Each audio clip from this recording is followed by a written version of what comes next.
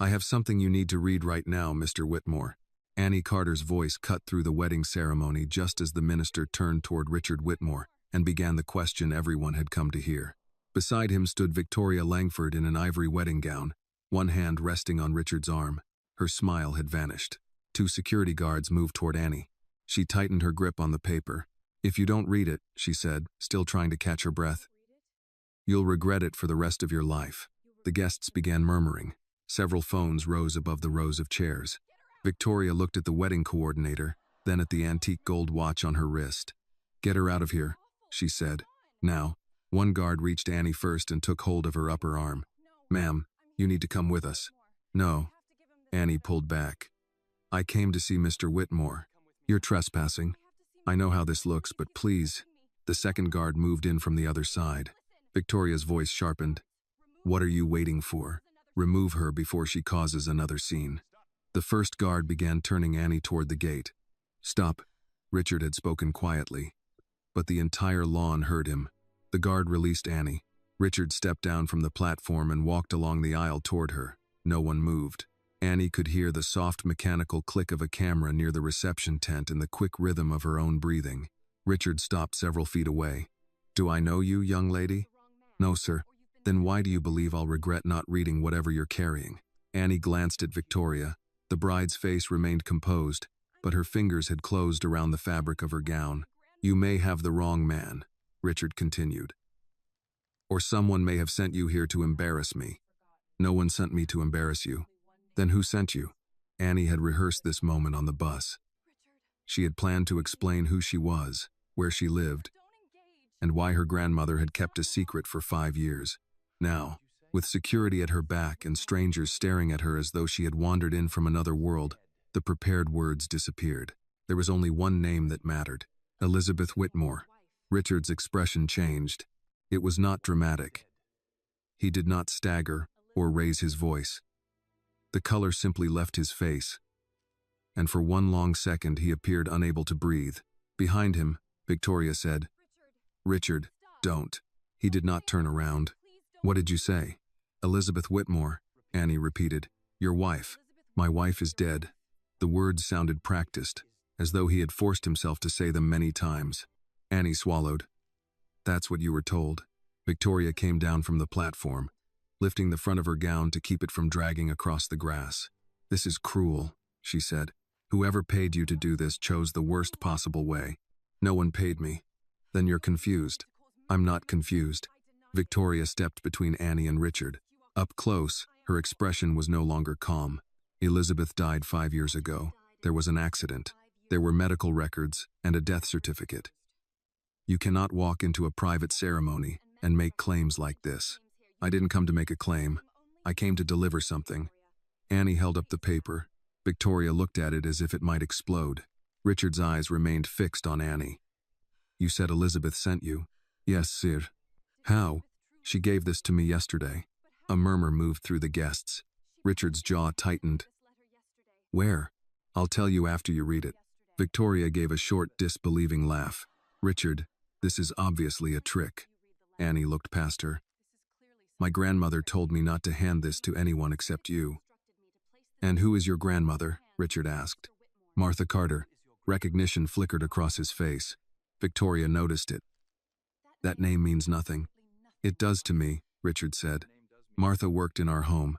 She was your head housekeeper for almost 20 years, Annie said.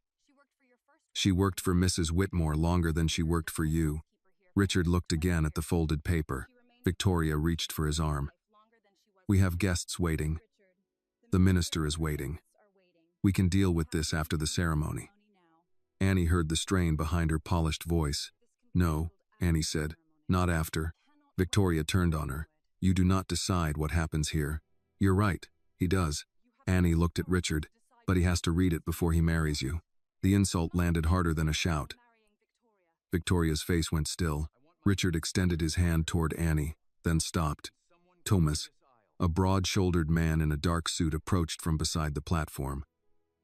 Annie recognized him as the head of security from photographs her grandmother had shown her. "Take the paper," Richard said. Thomas Reed stepped forward. His manner was controlled, but unlike the other guards, he did not touch Annie. Miss, may I have it? She hesitated. My grandmother said only Mr. Whitmore. I'll place it directly in his hand. Annie studied his face, then released the paper. Thomas checked the folded edges without opening it and carried it to Richard. Victoria moved closer. You don't have to entertain this. Richard took the paper. For the first time since Annie had entered the garden, he looked afraid. He unfolded it carefully. Annie watched his eyes move across the first line. My love, stop the wedding immediately. She is the one who hurt me. I am safe now, and you must trust the girl who brought you this letter. Elizabeth. His eyes stopped. His thumb pressed against the bottom corner of the page, where a small blue butterfly had been drawn beneath the signature. The paper began to tremble in his hand. Richard Whitmore looked up at Annie, and the suspicion in his face had been replaced by something far more unsettling. Where is she? He asked. Annie looked at the paper in his hand, then at the guests, watching from both sides of the aisle. Some had lowered their phones. Others were still recording. I'll tell you, she said. But not here. Victoria stepped closer. Richard, listen to yourself. You are standing in front of 200 people asking a stranger where your dead wife is. Richard did not look at her. His eyes stayed on the blue butterfly at the bottom of the page. Elizabeth had drawn the same butterfly on grocery lists, birthday cards, and notes she left beside his coffee. The wings always leaned slightly to the left. One side was larger than the other because she said perfection made drawings look lifeless. No newspaper had ever printed it. It had not appeared in the memorial program or on the stone bearing her name. Where did you get this? He asked. From her. That is not an answer. It's the only answer I can give you until we're somewhere private. Victoria reached for the letter. Richard folded it before she could touch it. Let me see it. No. Her hand remained suspended between them. You believe her? I believe this handwriting. Anyone can copy handwriting. Not this. A murmur passed through the nearest rows. Victoria glanced toward the guests and seemed to remember where she was. She straightened her shoulders. We should take a moment, she said, lowering her voice. Go inside, call the police, and find out who put her up to this. Then we can continue. Annie shook her head. You can't continue. Victoria turned. I wasn't speaking to you. You said that before. It still doesn't change what's written there. The wedding coordinator stood near the platform, holding a clipboard against her chest. The minister had closed his book. No one seemed willing to decide whether the ceremony had ended. Richard looked toward Thomas Reed. Clear the house. Victoria stared at him. What? Ask the guests to leave. You cannot be serious. I said clear the house. Thomas hesitated only a second. Yes, sir. Victoria caught Richard's sleeve. We can postpone for an hour. We do not need to send everyone home because some girl brought a forged note. Richard finally faced her. My wife's name is on that paper. Your late wife. That is what I am trying to determine. The words struck harder than anger. Victoria released his arm. For a moment, her face showed something Annie had not seen before. Not grief, not insult. Fear. It disappeared when an older couple approached from the front row. Senator Bradley, one of Richard's longtime friends, cleared his throat. Richard, is there anything we can do? No. Thank you for coming. The senator gave Annie a brief look, neither friendly nor hostile, then guided his wife toward the reception tent. That movement broke the stillness. Guests began collecting purses and jackets. The quartet packed their instruments while staff members moved among the chairs, asking people to proceed to the shuttle area. Conversations rose in low waves. Annie heard pieces as they passed. Some kind of scam. Did you see his face? I thought the first wife died in Florida. Who is that girl? A woman wearing pearls stopped near Annie. She had been one of Elizabeth's friends years earlier, though Annie did not know that. What did she say in the letter? The woman asked Richard. He slipped it into the inside pocket of his jacket. That is private. The woman nodded, then looked at Annie. Young lady, I hope you understand what you've started. Annie met her eyes. I didn't start it. The woman seemed ready to argue, but her husband touched her elbow and led her away. Victoria watched the guests leave as though each departing person carried away a piece of the life she had prepared. The cake waited beneath the tent. Champagne glasses stood untouched. A banner with her new last name hung above the dance floor. She turned back to Richard. At least let me come inside. No, I am supposed to be your wife. Not today. Because of 5 lines on a piece of paper? Because of who wrote them. Victoria's face tightened. Elizabeth is dead. Annie saw Richard flinch. Victoria saw it too, but continued. You identified her belongings. You signed the documents. You buried her. This girl is using your grief because she knows you never recovered. Richard stepped closer to her. How would she know about the butterfly? Victoria's answer came too quickly. It could have been in a photograph. It wasn't. Then Martha told her. Why would Martha know? Victoria opened her mouth, but Richard cut her off.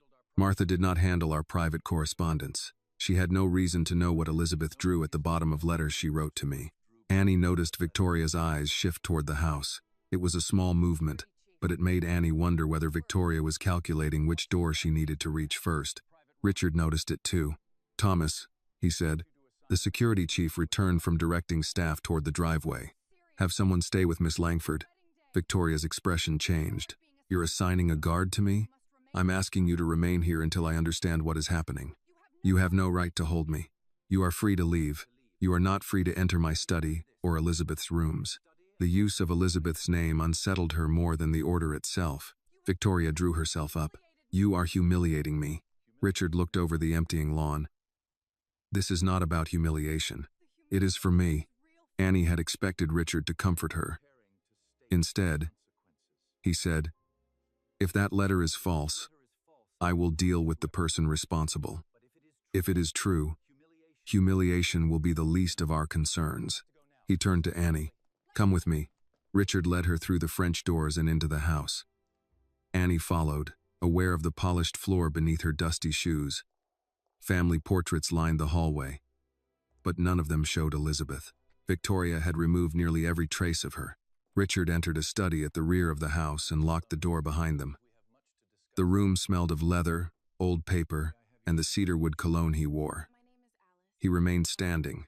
Start with your name. Annie Carter. How old are you? 18. And Martha Carter is your grandmother? Yes. When did she leave our household? 4 years ago. Richard frowned. She left a year after the accident. She left because someone kept asking questions about what she saw that night. Who? She never knew his name. Why didn't she come to me? Annie held his gaze. Because she didn't know whether she could trust you. He looked away as though the answer had struck him physically. Annie continued before he could interrupt. My grandmother found Mrs. Whitmore near the Marsh Road after the crash. She was alive, but badly hurt. Before Grandma could call for help, another car arrived. 2 men got out and searched the wreck. Richard's hand tightened around the edge of his desk. What did they say? One of them said they wouldn't be paid if she was still alive. Richard's face hardened. And Martha took her? She hid her until they left. Then she brought her home. For 5 years? She couldn't remember much at first. Sometimes she didn't know her own name. Later, pieces came back. She tried to contact you, but the letters never reached you. Richard touched the pocket holding the note. Where is she now? At my grandmother's house. He stared at Annie, searching for hesitation and finding none. Is she safe? For the moment. What does that mean? It means Mrs. Whitmore saw the wedding announcement 3 days ago and recognized Victoria. She remembered who caused the crash. If Victoria knows she's alive, my grandmother's house won't stay safe for long. Richard moved toward the door. Thomas. Annie caught his arm. He looked down at her hand, and she released him. You can't tell everyone where we're going. I have a security team, and someone helped Victoria for 5 years. He went still. For the first time since they entered the study, Richard seemed to understand that the danger did not end at the gate. He opened the door and called Thomas inside. Bring the car around, Richard said. Just one, no driver. Thomas looked from Richard to Annie. Where are we going? Richard placed a hand over the letter in his pocket. To see my wife. If this moment touched your heart, please like the video, comment where you are watching from, and subscribe to the channel for more emotional stories. Thomas drove the black SUV himself. Richard sat in the passenger seat, while Annie took the rear seat behind him. No second vehicle followed them. No driver had been told where they were going. The gates of the Whitmore estate opened, and the wedding disappeared behind a line of live oaks. For several minutes, no one spoke. Richard removed the letter from his pocket and read it again. His thumb rested near the blue butterfly. Why yesterday? He asked. She didn't remember everything at once, Annie said. Some days she remembered names, Other days she only remembered places or sounds. When she saw the report about your wedding, something changed. What report? It was on the evening news. They showed Victoria standing beside you outside the courthouse. Richard looked through the windshield. We were picking up the marriage license. Mrs. Whitmore dropped her cup when she saw her. Thomas glanced at Annie in the mirror. What exactly did she remember? She said Victoria was in the car with her before the crash. Then she started talking about a meeting, missing money, and someone touching the brakes. Richard turned halfway in his seat. Victoria was in the car? Earlier that day, not when it crashed. Did Elizabeth say where they met? No. She gets headaches when she tries to remember too much. Richard faced forward again. The SUV crossed from the quieter roads near the estate into heavier traffic. Charleston moved around them in late afternoon light. Tour buses passed restored homes near the historic district. Couples walked beneath shop awnings. Delivery trucks blocked one lane near a restaurant. Annie watched Richard study streets he had likely driven through hundreds of times without noticing much beyond the buildings bearing his company's name. They passed the glass offices of Whitmore Holdings. The company logo rose above the entrance in steel letters. Richard looked at it, then down at the letter. Did Martha ever call the police? She almost did. Almost?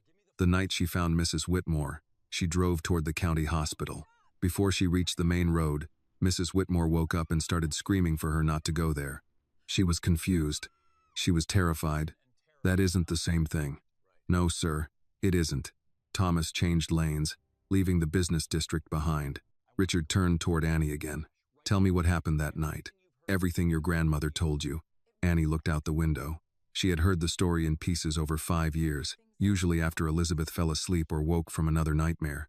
My grandmother had worked late at the estate. There was a charity dinner, and Mrs. Whitmore left before the staff finished cleaning. I remember the dinner, Richard said. I was in New York. Annie nodded. Grandma drove home on the Marsh Road because traffic was backed up on the highway. She saw broken glass near the shoulder, then tire marks leading down the embankment. Richard's jaw tightened. The car was upside down near the reeds. Grandma climbed down and found Mrs. Whitmore outside the passenger side. She must have crawled through a broken window. Was she conscious? Barely. She had blood on her face and couldn't move one arm. Thomas kept both hands on the wheel. Martha should have called 911. She reached for her phone. Then headlights appeared. Richard looked at Annie. A dark sedan stopped above the embankment. She continued. 2 men got out. Grandma thought they had come to help, so she was about to call to them. Then she heard one of them say they needed to make sure Mrs. Whitmore was still inside the car. Thomas's eyes shifted toward the mirror again. What else? Richard asked. The other man said, if she's alive, Langford won't pay us. The interior of the SUV seemed to grow smaller. Richard stared ahead. Martha heard Victoria's name clearly. She heard Langford. That could mean someone else. Annie studied the back of his head. How many people named Langford had a reason to want your wife dead? Thomas spoke before Richard could answer. Let her finish. Richard gave him a hard look, then faced Annie again. What did Martha do? She pulled Mrs. Whitmore into the reeds and covered her with her coat. The men searched the car. One of them climbed halfway down the embankment, but a truck came along the road, so they left. Did she get a license plate? No. She was trying to keep your wife from making a sound, and then she waited.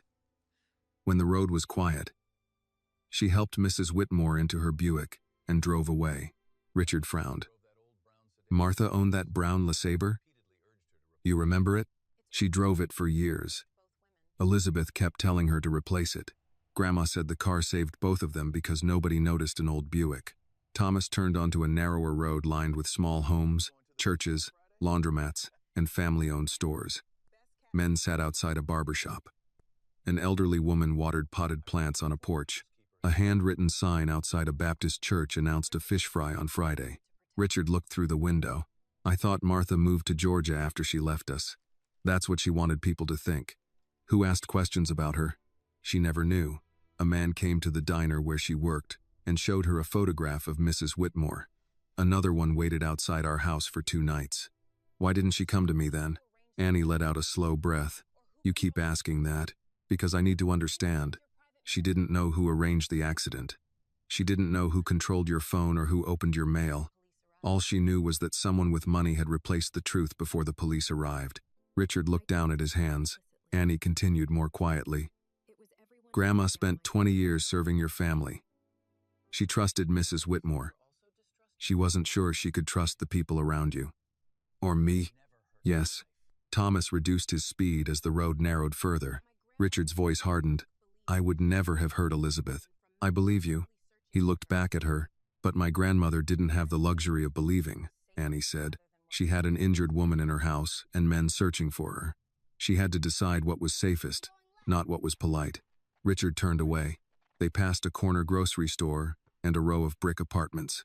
Children played basketball beside a chain-link fence. An older man waved at Annie when he recognized her through the window. Richard noticed, people here know you. They know my grandmother. She's been helping half this block since before I was born. With what? Meals, rides to church, medicine pickups, whatever somebody needs. Richard gave a faint nod. Elizabeth used to say Martha could run a city better than most mayors. Annie almost smiled. Grandma would say that isn't much of a compliment. Thomas turned onto a street shaded by pecan trees. Richard folded the letter and returned it to his pocket. What condition is Elizabeth in now? She walks on her own most days. Her right hand still shakes. Loud noises bother her. Sometimes she wakes up thinking she's back in the car. Does she remember me? Annie paused. Richard looked over his shoulder. Please. She always remembered how she felt about you, even when she couldn't remember your full name. He closed his eyes for a moment. When her memory was bad, Annie continued, she called you the man who brought her coffee before sunrise.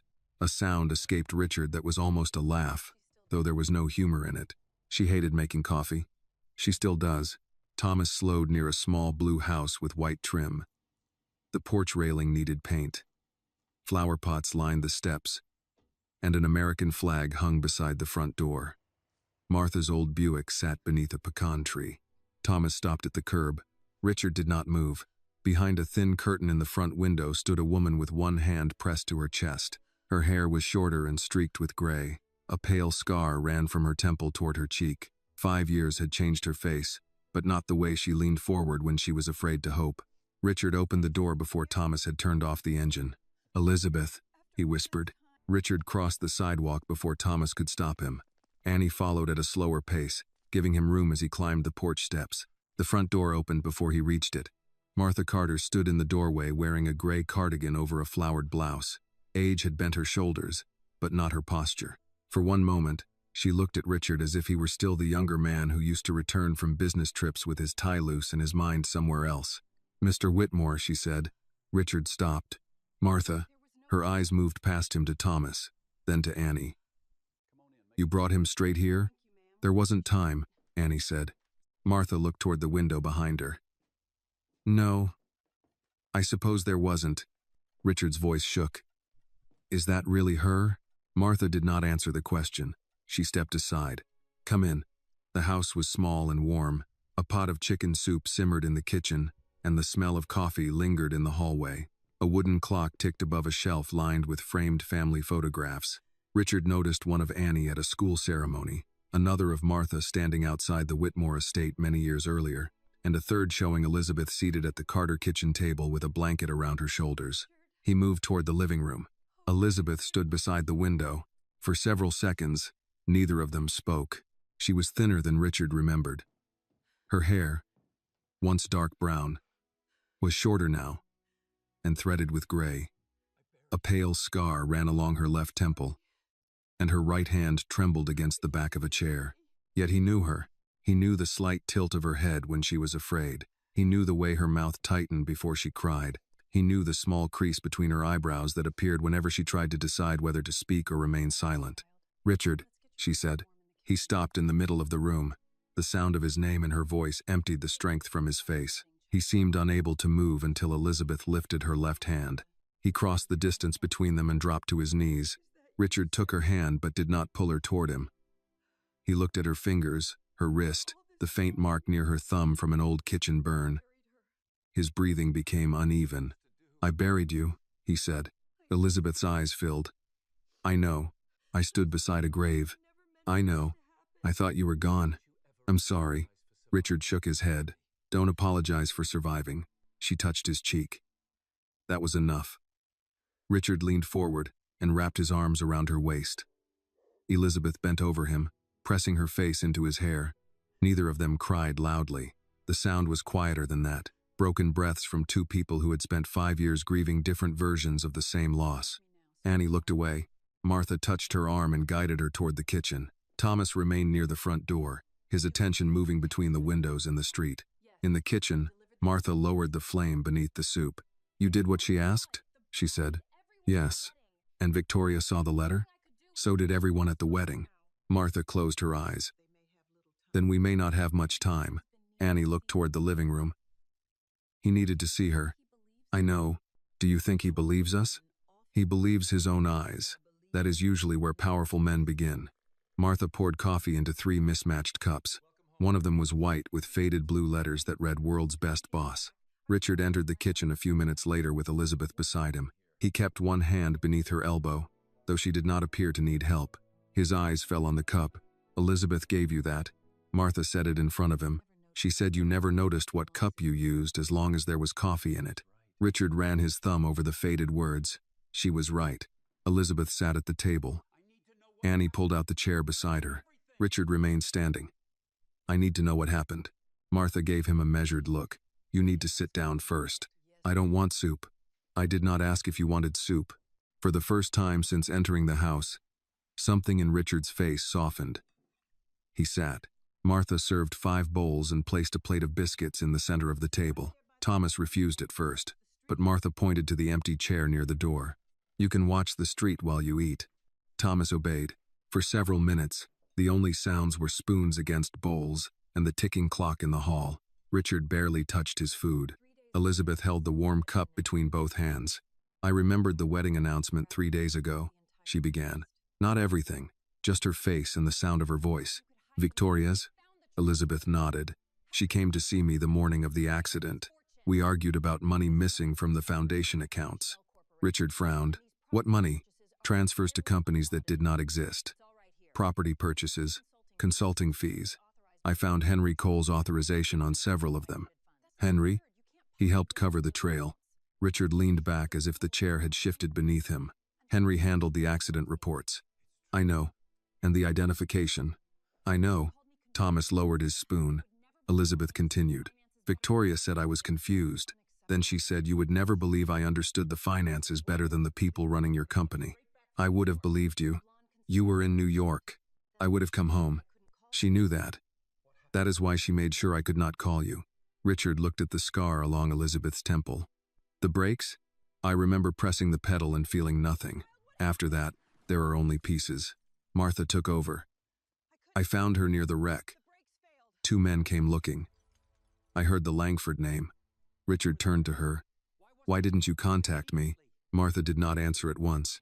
Because I did not know whether the danger stopped with Victoria, she said. Mrs. Whitmore had been declared dead before I could even understand what happened. The papers reported a confirmed identification. The funeral arrangements began. Men came asking questions in this neighborhood.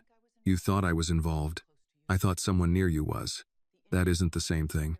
No, sir. But when a frightened woman is lying in your spare room with broken ribs and no memory, the difference does not feel large enough to risk her life. Richard looked down at the coffee. I would never have harmed her. Martha's expression remained calm. I believe that now. Now? Because you left your wedding to come here. The words settled over the table. Elizabeth reached for Richard's hand. I tried to contact you later. When? About a year after the accident. Martha mailed 2 letters from different post offices. I never received them. I called your office once, Henry answered. Richard's fingers tightened around hers. What did he say? That you wanted no more calls about the accident. He said people had been trying to exploit your grief. Richard stared at the wall. He controlled my correspondence after you died, he said. Victoria said I needed distance from the press. Elizabeth's voice was gentle.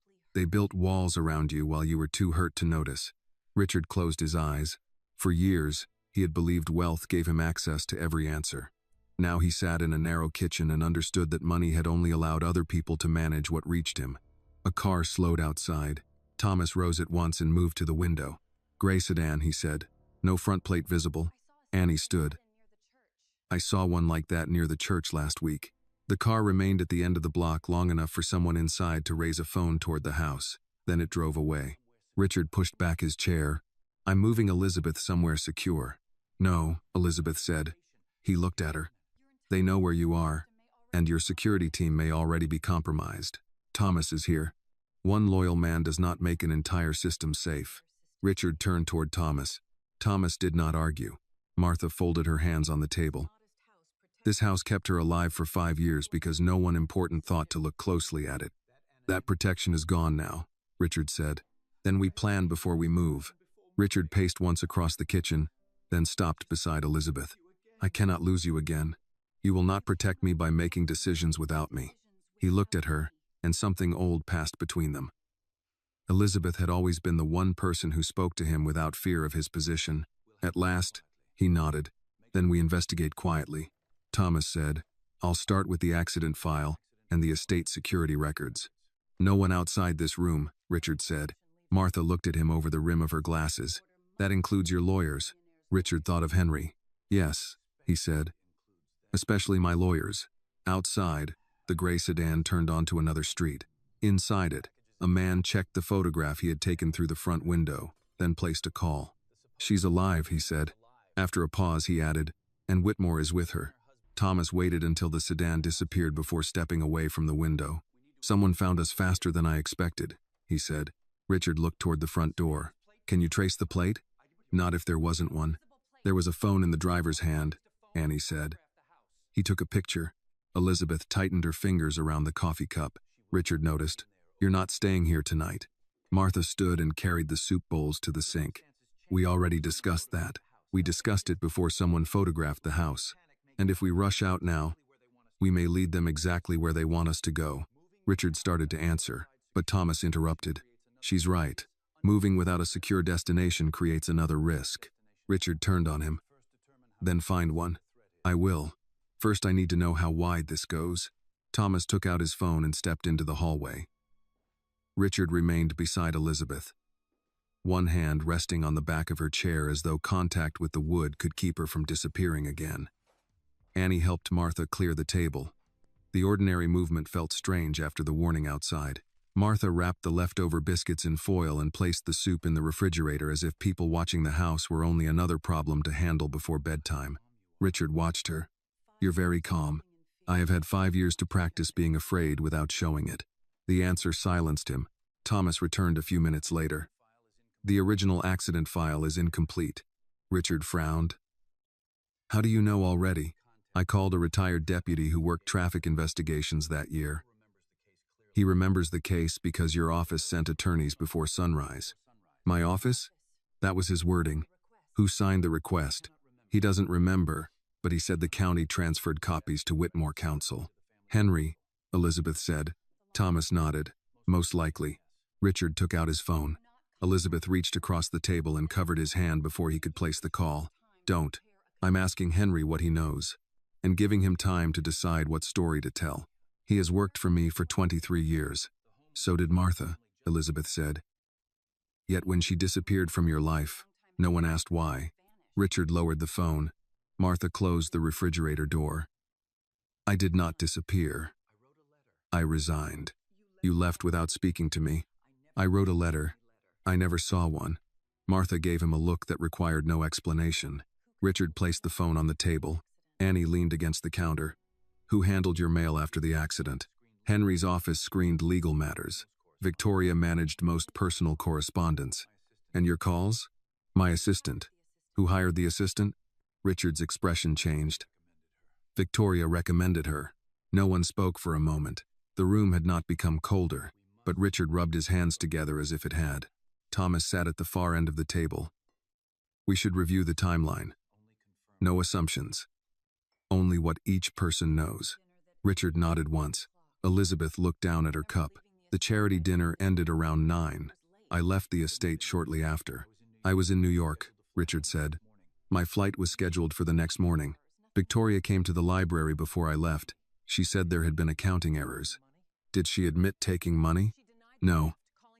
She said the transfers were temporary. What transfers? Payments from the Whitmore Foundation to consulting companies. The companies shared mailing addresses and had no employees. Thomas asked, "Did you save copies?" "I printed several pages. I also copied files onto a small drive." Richard leaned forward. "Where is it?" Elizabeth pressed 2 fingers to her temple. Martha moved closer. "Do not force it." "I'm not forcing her. You are asking like a man in a boardroom." Richard looked at Elizabeth and softened his voice. "Do you remember where you put the drive?" "Not yet." "I remember holding it. I remember a blue light on the end." Then Victoria was standing in the doorway. "Was Henry there?" "No." "Did Victoria threaten you?" Elizabeth stared at the grain of the table. "She told me I had no idea how much damage I could cause. She said the foundation, the company, and our marriage would all collapse if I spoke before she fixed it." Richard's jaw tightened. "You believed her?" "I believed she was desperate." "What happened after the meeting?" "I drove away." At the first stop sign, the brake pedal felt soft. Thomas asked, "Did you call anyone?" "I tried, Richard. The call dropped. I had no missed call." "I know." Annie looked at Richard. "Could someone have removed it from your phone records?" "Not from the carrier records." Thomas answered instead. "They could if the account was controlled by corporate security." Richard turned toward him. "Was it?" "After the kidnapping threat in Atlanta, all executive lines were placed under company management." "Who approved access?" Thomas held his gaze. "You did." The admission landed differently from the others. Richard had not merely been deceived. He had signed away access to parts of his own life because efficiency had seemed safer than inconvenience. Elizabeth watched him absorb it. "You were grieving before I was even gone," she said. "You had spent years letting other people stand between you and anything difficult. That sounds like blame." "It is not blame. It is the truth." Richard stood and walked to the window. Across the street, a boy bounced a basketball against a cracked driveway while an older man repaired a porch step. No one outside seemed aware that the dead wife of one of Charleston's richest men was sitting behind a curtain 20 feet away. "I thought paying competent people meant problems were handled," Richard said. Annie folded her arms. "Handled for whom?" He looked back at her. She continued. "People with money think a system works because it works around them. That doesn't mean it works for everyone else." Richard might have rejected the remark an hour earlier. Now he looked toward Elizabeth's scar and said nothing. A knock sounded at the front door. Thomas moved first, drawing his jacket aside to reach the holster at his waist. Martha raised a hand. "That will be Mrs. Green." "Who is Mrs. Green?" Richard asked. "My neighbor." "You're expecting her?" "She brings my mail when the carrier leaves it at the wrong house." Thomas checked through the curtain before opening the door. An elderly black woman stood on the porch holding a paper grocery bag. She wore a church hat even though it was not Sunday. "Martha, I brought your sweet potatoes," she said, then noticed Thomas, "and apparently half the federal government. I'm private security." Thomas replied. Mrs. Green looked past him and saw Richard. Her eyebrows rose. "Well, that explains the car hiding near the corner." Thomas stepped closer. "You saw it?" "Gray sedan. Man inside pretending to read a newspaper upside down." Annie almost smiled. "Did you see the driver?" Thomas asked. "White man, maybe 40, scar near his right ear. I wrote down the last 3 numbers before he drove away."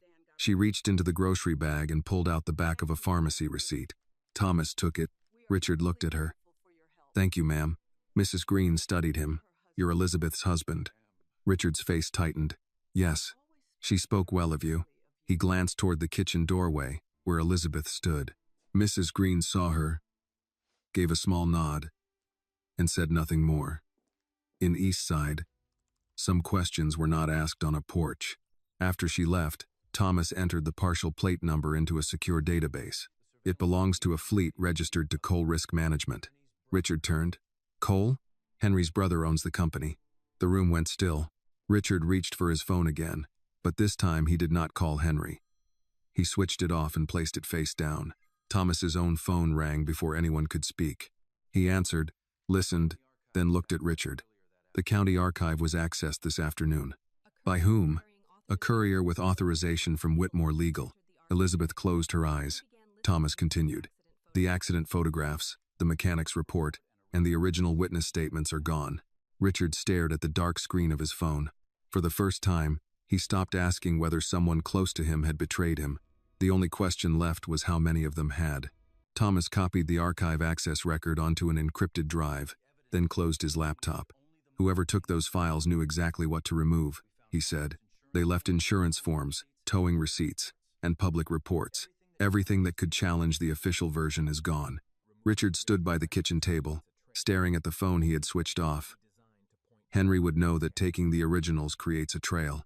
He may believe the trail leads back to you, Thomas said. The courier used Whitmore authorization. Annie looked at Richard. Can someone make it look like you ordered it? With access to our legal system, yes. Then turning off your phone won't be enough. Richard nodded. I need a device that isn't connected to the company. Martha opened a drawer beneath the counter and removed an old flip phone. Annie stared at it. Grandma, that thing belongs in a museum. It makes calls. Does it even have service? I keep minutes on it for hurricanes. She handed it to Richard. He accepted the phone with the care of a man receiving a piece of evidence. No one knows this number? He asked. The pharmacy and Mrs. Green.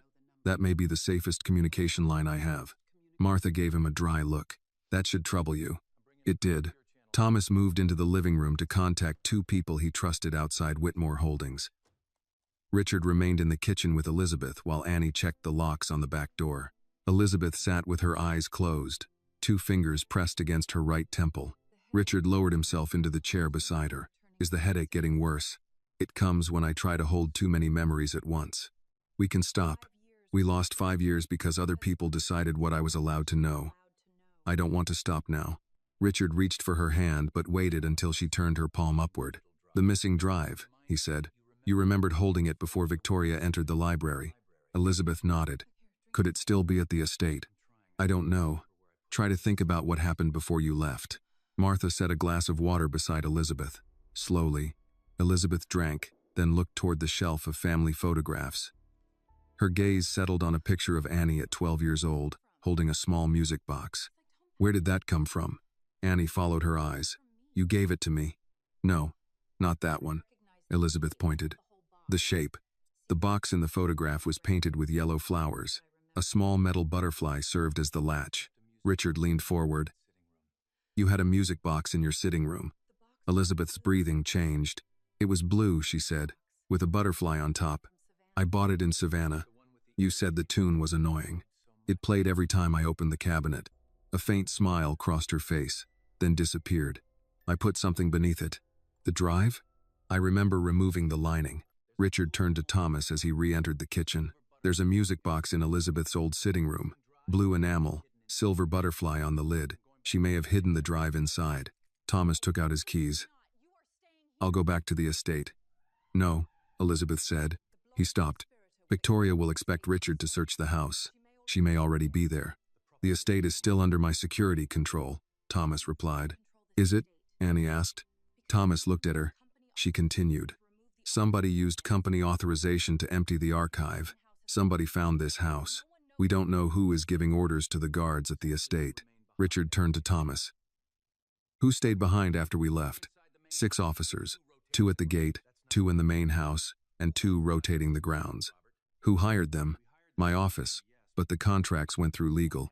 Henry again, Annie said. Thomas did not disagree. Richard walked to the window. The street appeared quiet now, but he no longer trusted quiet. I can call the estate manager, he said, and ask whether anyone stole evidence, Annie replied. That warning will reach Victoria before you hang up. Richard looked at her. What do you suggest? Check the cameras without telling anyone what you're looking for. Thomas nodded. I can access the security system remotely, but not from here. If the account is monitored, it would expose this location. Mrs. Green's earlier words returned to Annie. The church. Martha understood first. Pastor Green keeps a computer in the office. The network isn't connected to Whitmore, Annie said. And it's 2 blocks away. Thomas can walk there without moving the car. Richard looked unconvinced. Using a church computer to access private surveillance footage? Pastor Green has done stranger things for people in trouble, Martha said. He once helped a man file his taxes during a funeral reception. Thomas slipped his laptop into its case. It will work. Annie went with him. The sun had dropped below the rooftops. leaving East Side under porch lights and the glow of corner stores. Several neighbors were still outside, watching unfamiliar cars without appearing to do so. At New Promise Baptist Church, Pastor Samuel Green was locking the fellowship hall when Annie called his name. He was in his late 60s, with rolled shirt sleeves and reading glasses hanging from his collar. "Your grandmother all right?" he asked. "For now. We need to use your internet." He looked at Thomas. "For something legal?" Thomas paused. "For something necessary." Pastor Green considered that answer, then unlocked the office. Those are not always the same thing. The room smelled of old books and floor polish. A plate covered in foil sat beside the computer. "Mrs. Green left pound cake," the pastor said. "Don't get crumbs in the keyboard." Thomas connected his laptop through the church network and entered the security portal. The estate cameras appeared one by one. The wedding lawn was empty. Staff members cleared glasses beneath the reception tent. Delivery workers carried unopened wine back toward a truck. Thomas selected the hallway outside Elizabeth's former sitting room. At 4:46 p.m., 12 minutes after Richard left the estate, Victoria entered the frame. She had changed out of her wedding gown and wore a dark coat over a white slip. Henry Cole followed her. Annie leaned closer to the screen. Victoria unlocked the sitting room door with a key. "Why was it locked?" Annie asked. "Richard ordered the room preserved after Elizabeth died," Thomas said. "Only he and I had keys." "Apparently not." Thomas moved to the next camera. The sitting room had no interior surveillance, but another camera covered the staircase. 7 minutes later, Henry came down carrying a leather document case. Victoria followed with a blue music box beneath her arm. "There," Annie said. Thomas froze the image. The box matched Elizabeth's description: blue enamel, faded gold trim, a silver butterfly fixed to the lid. Thomas checked the gate cameras. Victoria's car left at 5:03. Henry departed 3 minutes later in another vehicle. "Can you tell where they went?" Annie asked. "Not from the estate system." Thomas downloaded the footage, but a warning appeared before the transfer completed. "Remote session terminated by administrator." The camera feeds vanished. "They know someone accessed it," Annie said. Thomas disconnected the laptop. "Yes." Pastor Green stood in the doorway holding 2 cups of coffee. He looked from the blank screen to Annie. "Should I ask?" "Not yet," she said. He handed her a cup anyway. "Then take this. Trouble is easier to face when you're warm." By the time Annie and Thomas returned to Martha's house, Richard was waiting at the door. Thomas showed him the downloaded still image before explaining the interrupted connection. Richard studied Victoria carrying the music box. "She knew where Elizabeth hid something," he said. "Or she discovered it while searching," Thomas replied. Elizabeth stood behind them, looking at the image. There was more than a drive. Everyone turned toward her. She touched the scar near her temple. "I put a key beneath the lining." Richard held up the screen. "A key to what?" Elizabeth closed her eyes, searching through memories that had returned without order. "A bank," she said at last. "A safe deposit box under my maiden name." Thomas asked, "Which bank?" "I don't remember." Annie looked again at the butterfly on the music box. "Then Victoria may not know either." Richard folded the old flip phone into his palm. "But she has the key." Outside, a vehicle passed slowly without stopping. Inside, Elizabeth looked toward the dark window and spoke in a voice that carried no uncertainty. "Then we find the bank before she does." By sunrise, Victoria had already changed the story. The first news alert appeared on Annie's phone while Martha was making oatmeal in the kitchen. "Bride to be abandoned after wedding disruption." A second alert followed before Annie finished reading the first. "Mystery teen claims billionaire's late wife is alive."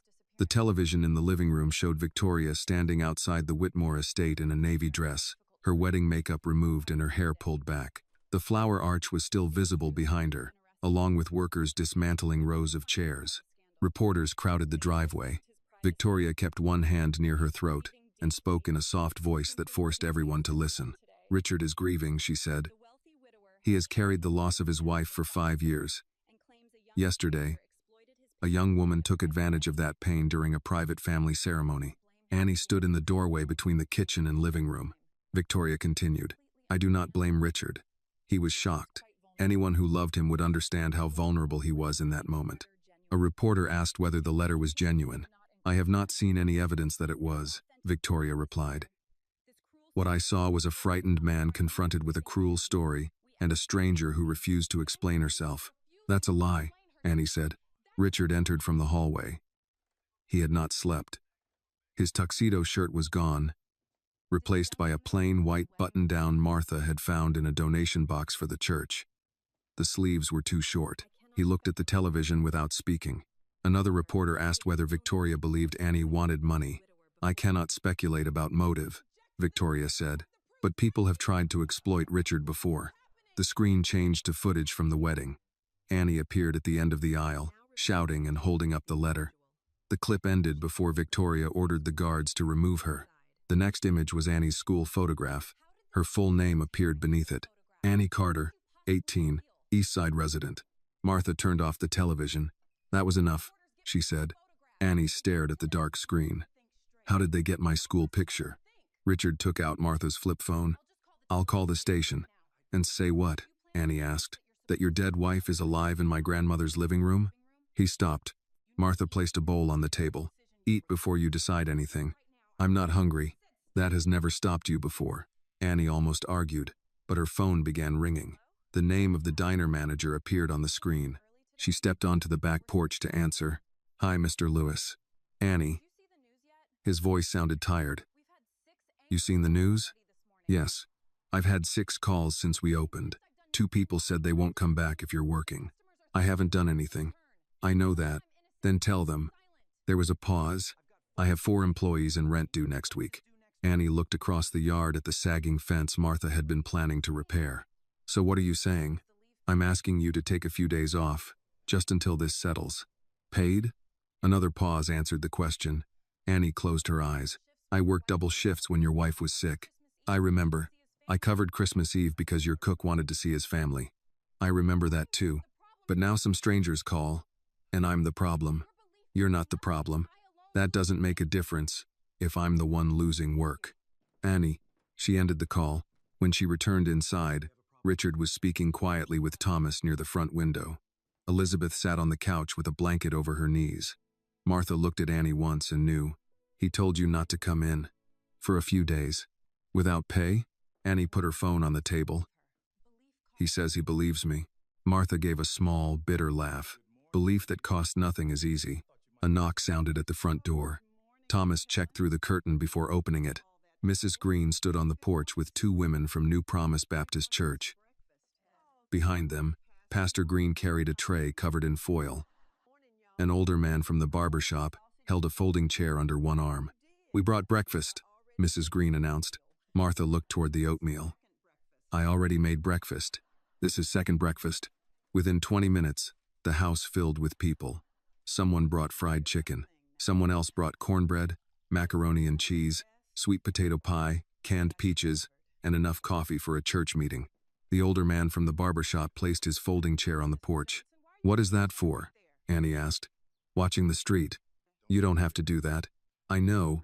2 retired women from the neighborhood began writing down license plates of unfamiliar cars. Pastor Green called another pastor across town and asked him to arrange a second watch for the evening. Richard stood near the kitchen doorway, taking in the movement around him. No one asked him for money. No one asked for a photograph. People brought food, chairs, extension cords, phone chargers, and names of relatives who worked at the courthouse or the bank. They spoke to Martha first because this was her home. Mrs. Green handed Annie a plate. Eat. I'm not hungry. That may be true, but it is not useful. Annie took the plate. By mid-morning, reporters had gathered at the end of the street.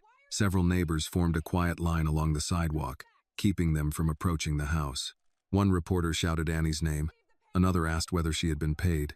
A third asked if Elizabeth Whitmore was inside. Annie moved toward the window, but Martha caught her wrist. Do not answer people who have already chosen the question they want. They're making me look like a criminal. They are making you look like whatever keeps people watching. Richard came closer. My communications team can fix some of this. Annie turned. Your communications team? They can release a statement, explain that you acted in good faith, demand that the stations remove your school photograph. And what will they call me? What do you mean? The brave young woman? The girl from a troubled neighborhood? The poor black teenager who saved a billionaire? Richard's expression tightened. They would protect you. No. They would package me. That is not what I'm offering. It's what your people know how to do. He lowered his voice. You are being attacked because of me. I'm being attacked because Victoria knows people are ready to believe the worst about me. I can still help. Annie looked toward the front window, where a reporter was trying to photograph the house through a gap between two neighbors. You can help by finding the truth, not by turning me into part of your public image. Richard seemed ready to object, then stopped. Elizabeth had been listening from the couch. She's right, she said. Richard looked at her. Elizabeth continued. Victoria wants this to become a contest between respectable people and a girl no one knows. If you make Annie your campaign, you let Victoria choose the argument. Annie sat beside Elizabeth. Maybe I shouldn't have gone to the wedding. Would you rather he had married her? No. Then do not confuse consequences with mistakes. Annie looked down at her untouched plate. Elizabeth reached for her hand. Her right hand still trembled, so she used her left. You walked into a room full of people with more money and influence than you may ever have, she said. You told them something they did not want to hear, and you stayed when they tried to remove you. Do not let them make you ashamed of that. Annie's eyes burned. They don't believe me. They do not have to believe you yet. Then what good is the truth? The truth is not weak because people refuse it at first. Martha stood at the sink, listening. Justice is not fair, she said. Poor people are expected to prove they are innocent. Rich people only have to appear trustworthy. Richard looked toward the floor. Outside, the reporters continued shouting. Thomas entered from the hallway carrying his laptop and a small notepad. I found the bank. Everyone turned toward him. Elizabeth sat upright. How? The estate insurance records listed valuables stored off-site under your maiden name. One entry refers to a rental fee paid annually to First Carolina Trust. Richard looked at the clock. Can we reach it today? The downtown branch closes at 4. Annie rose from the couch. Thomas shook his head. Victoria may be watching the house. She's already watching, Annie said. Waiting here won't change that. Richard looked through the curtain at the cameras, neighbors, and cars outside. We don't leave together, he said. 3 vehicles, 3 routes. Martha handed Annie the plate again before she could move. First you eat. Annie took a bite while Thomas mapped the streets. Outside, the story belonged to Victoria. By the end of the day, if they reached the bank before she did, that might begin to change. Thomas arranged the departure so no 2 vehicles left East Side at the same time. Pastor Green drove Elizabeth in the church's aging Ford sedan. With Martha beside her, Richard took Mrs. Green's Buick, because no reporter would expect him to leave in a car with a dented rear bumper and a church parking sticker. Thomas drove Annie in an unmarked SUV borrowed from a former colleague. They left through different streets and agreed to meet in the underground garage beneath First Carolina Trust. Annie watched the side mirror as Thomas turned twice without signaling. Are we being followed? Maybe. That means yes. It means I don't want to decide too early. A dark crossover stayed behind them through 2 intersections, then disappeared when Thomas entered a grocery store parking lot and exited through the loading lane. Still maybe? Annie asked. Less likely. Her phone vibrated. Another news alert carried her school photograph beside a picture of Victoria wiping tears outside the estate. Annie turned the screen face down. Thomas glanced at it. You should switch that off. Then I won't know what they're saying. You already know. She looked through the window. Knowing and seeing it are different. They are. One hurts more. Thomas took a side street toward downtown. Annie studied him. How long have you worked for Mr. Whitmore? 22 years. And you never knew his wife was alive? No. Did you ever question the accident? His hands tightened on the wheel. Not enough. It was not the answer she expected. Before she could ask more, he pointed toward the garage entrance. We're here. The others arrived within 6 minutes. Richard stepped out of Mrs. Green's Buick wearing a borrowed brown jacket over his white shirt. He looked uncomfortable without his usual driver, security detail, or tailored clothes. Martha noticed his expression. It will not hurt you to look ordinary for an afternoon. I don't know whether to be insulted. You'll survive. Elizabeth remained close to Pastor Green as they entered the elevator. She wore Martha's long coat and a scarf over her hair. The mirrored walls reflected 6 people who would never have appeared together under normal circumstances. At the lobby, Thomas stopped them. The box is under Elizabeth's maiden name. Only she and a bank officer should enter the vault. The rest of us wait here. Richard shook his head. She doesn't go anywhere alone. A man at the reception desk looked toward them. Elizabeth lowered her voice. Then, stop sounding like someone who owns the building. Richard glanced at the desk and stepped back. I'm going with her, Martha said. If the bank permits it. The branch manager approached before they reached the counter. He was a thin man in his late 60s with silver glasses and a nameplate reading Charles Bennett. Mrs. Harwood? He asked. Elizabeth froze at the sound of her maiden name. Yes. Mr. Bennett looked humble for several seconds. Recognition moved across his face, followed by disbelief. I was told you passed away. So was my husband. Bennett looked at Richard, then quickly returned his attention to Elizabeth. I apologize. That was not my place. It's all right. For access, I'll need identification and answers to the security questions attached to the account. Elizabeth handed him an expired driver's license Martha had kept with her belongings. Bennett examined it, then led her and Martha into a private office. Richard remained near the lobby windows. He checked the street every few seconds. Annie sat beside Pastor Green. You think Victoria knows we're here? She asked. She knows you are looking for something, he said. People who live by lies become skilled at noticing when others stop believing them. Across the lobby, Thomas spoke to a security officer and requested access to the garage cameras. Richard paced once, then stopped beside Annie. What if she can't answer the questions? She remembered the bank. She remembered a name in an insurance record. She remembered enough to write the letter. That is not the same as remembering the first address she ever lived at. Annie looked up at him. You keep treating her memory like a machine that should work because you need it to. He sat in the chair across from her. I lost her once. So did she. His expression hardened, then softened. Annie continued. You had a funeral. People brought food and told you they were sorry. She woke up in a stranger's house, couldn't remember her name, and had no idea who wanted her dead. Richard looked toward the office door. You're right. The words seemed difficult for him, but he did not take them back. 20 minutes later, Bennett returned. She answered the questions. Richard stood. Bennett lowered his voice. There is another issue. Someone attempted to access the box this morning. Thomas crossed the lobby. Who? A woman presented a key and a notarized authorization bearing Mrs. Harwood's signature. Victoria, Annie said. Bennett looked at her. The identification was in another name. Did she open it? No. The signature did not match our original card, and the account required personal verification. She left before we could contact security. Thomas asked for the lobby footage. Bennett agreed to preserve it for law enforcement but refused to release it without a subpoena. That may have saved Elizabeth's life, Richard said. Bennett removed his glasses. I only followed procedure. Martha emerged from the office. Sometimes procedure is what justice looks like when people bother to follow it. Elizabeth stood behind her holding a small brass key.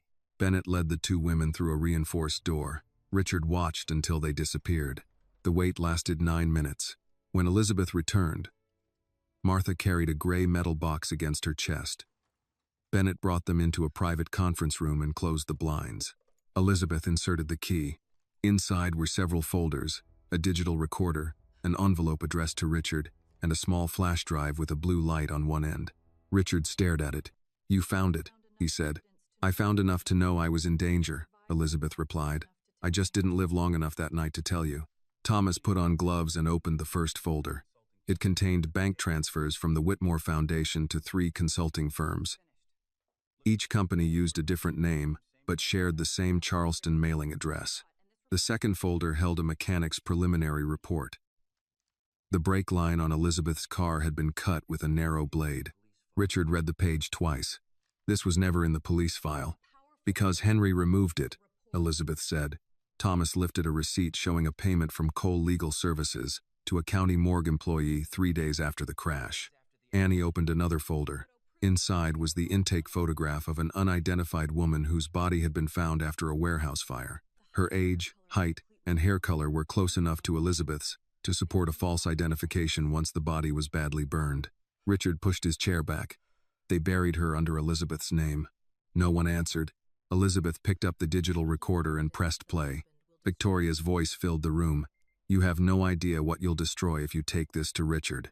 Then Elizabeth's younger voice answered, steady and clear. I'm not destroying anything, Victoria. I'm showing him what you built.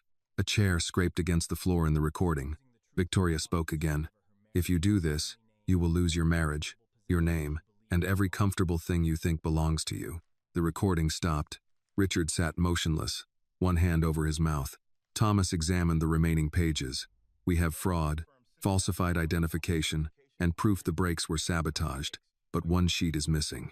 Elizabeth looked at the folder. Which one? The mechanic named the person who delivered the car. That page has been removed. Martha checked the box again. Could Victoria have taken it? She never opened the box, Bennett said from the doorway. Thomas compared the page numbers. Then someone removed it before Elizabeth stored these records. Richard looked at the recorder. We know who planned it. We still need the person who carried it out, Thomas said. A security alarm sounded in the lobby. Bennett stepped into the hall, then returned at once. There's a vehicle blocking the garage exit. 2 men entered through the lower level. Thomas locked the conference room door. Richard gathered the folders while Annie slipped the flash drive into her coat pocket. Through the narrow glass panel beside the door, a man in a dark jacket crossed the lobby and looked directly toward the private offices. Thomas drew his weapon. They found us. Thomas moved away from the door and pointed toward the rear wall. Is there another exit? Bennett nodded. A staff corridor leads to the records room and the alley, but the alarm locks the exterior door. Can you override it? From the security desk. The men are between us and the desk, Annie said. Thomas looked through the narrow glass panel again. The first man was speaking to a bank guard. The second remained near the elevators, watching the private offices. They don't want a public scene, Thomas said. Not yet. Richard gathered the folders and placed them inside Bennett's leather document case. Then we walk out the front. Thomas turned. No, there are customers and cameras in the lobby. They cannot take Elizabeth without exposing themselves. They may not be here for Elizabeth. His eyes shifted to the case. Annie touched the flash drive in her pocket. The men might assume Richard carried everything. That gave her an advantage, but only if no one looked closely at her. Elizabeth stood beside the conference table, one hand braced against the chair. We cannot stay trapped in this room. Pastor Green moved closer to the door. What happens if we call the police? Thomas kept watching the lobby. The men leave before officers arrive. We lose the chance to identify them. Identifying them won't matter if someone gets hurt, Martha said.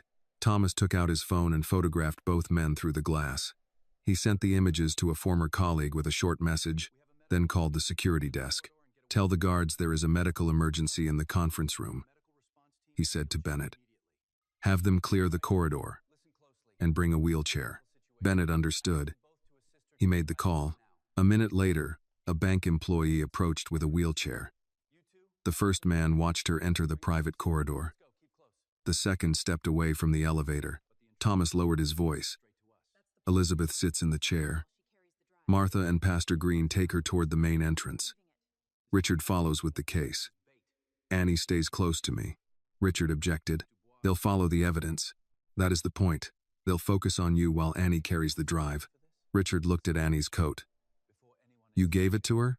She took it before anyone had to tell her, Thomas said. Annie met Richard's eyes. They already think I'm just a girl being used by you.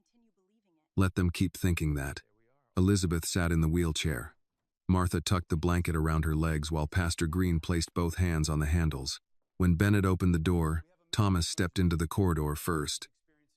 My wife is having chest pain, he called loudly. Richard glanced at him but did not correct the lie. The bank guards moved toward them. Customers turned from the teller windows. The 2 men in dark jackets separated.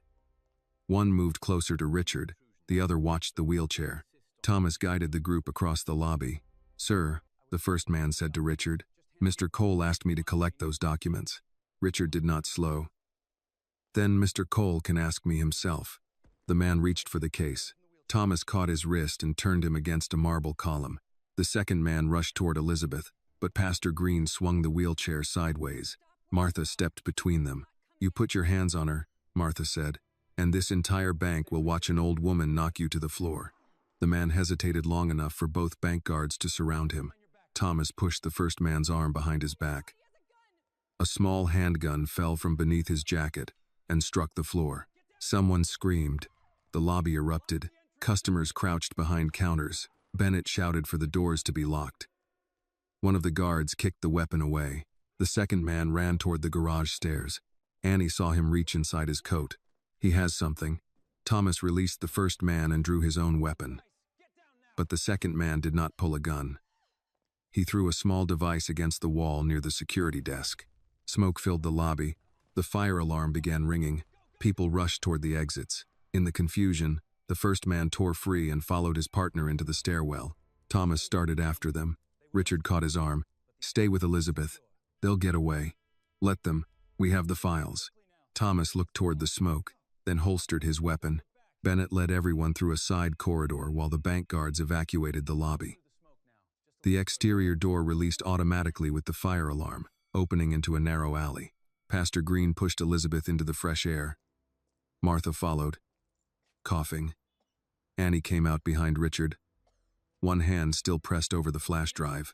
Sirens approached from two directions. Thomas checked the street. "We need to move before local police start asking where the documents came from." Richard stared at him. "A gun was pulled inside a bank. We are not leaving. The authorization used at the county archive came from Whitmore Legal. These men claimed Henry sent them. Until we know who is compromised, every statement creates another leak." Richard looked toward Elizabeth. Her face had lost color, though she insisted she could stand.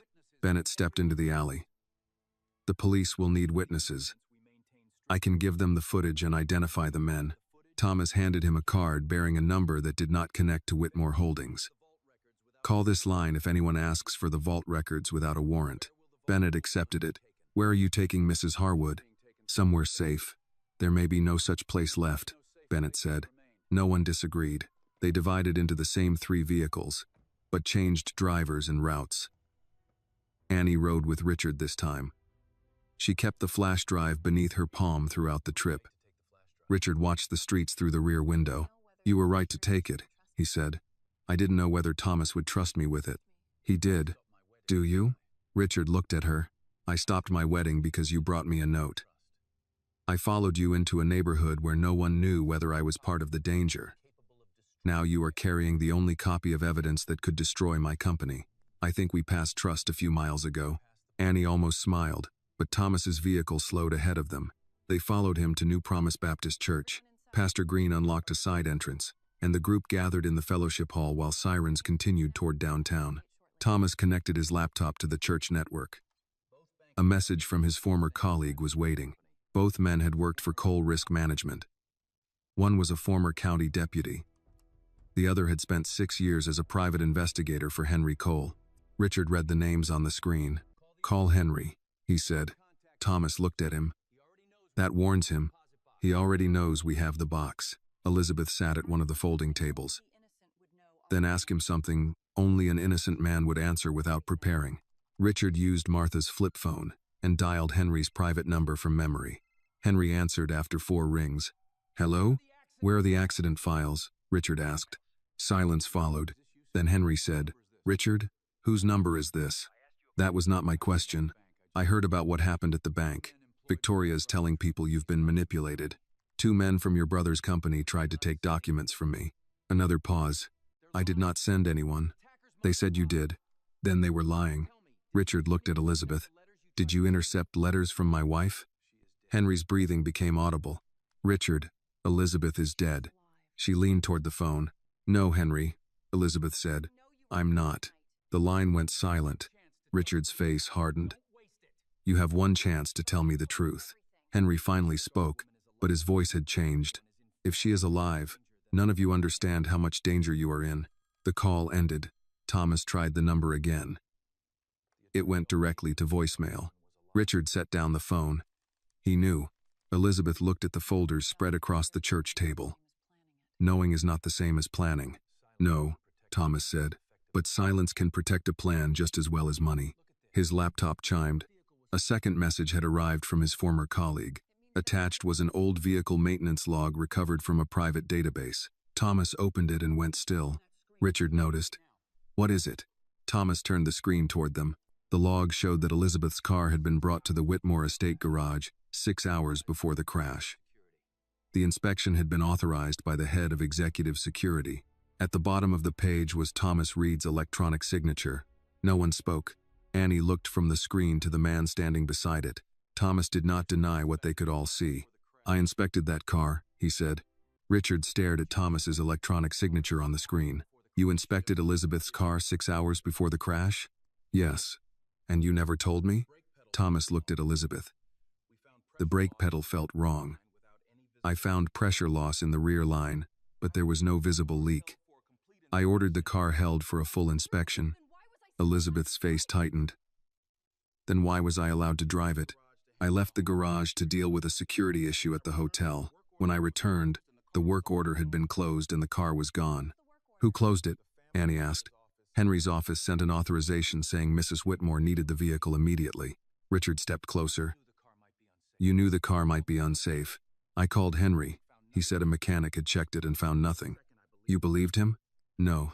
That's why I went looking for the mechanic. Thomas reached into his jacket and removed an old flash drive. I found Calvin Ross 2 days after the funeral. He worked temporary shifts in the estate garage. He admitted Henry paid him to release the car, but he denied cutting the brake line. Why didn't you go to the police? Elizabeth asked. Thomas's grip tightened around the drive. Henry showed me records that made it look as though my son had stolen money from a security account. He said the evidence would go to federal investigators if I spoke. Richard's voice hardened. So you protected your son. I told myself I was protecting him. And what were you protecting Elizabeth from? Thomas did not answer. Annie stood beside the folding table, watching a man who had spent decades guarding powerful people fail to defend the truth when it mattered. You kept that drive for 5 years, she said. I copied a garage video before Henry erased the system. Then you had evidence. I had enough to raise questions, not enough to prove murder. Evidence hidden in your pocket isn't justice. Thomas met her eyes. I know. No. You know it now because the people you failed are standing in front of you. Richard placed both hands on the table. Show us the video. Thomas inserted the drive into the laptop. A grainy image appeared from a camera overlooking the estate garage. The timestamp showed the afternoon of the crash. Calvin Ross stood beside Elizabeth's car with the hood raised. Henry entered carrying a document envelope. The two men spoke beyond the camera's microphone range. Henry handed over the envelope and pointed toward the rear of the vehicle. Calvin glanced at the camera. The footage ended. That's all? Richard asked. The remaining file was corrupted.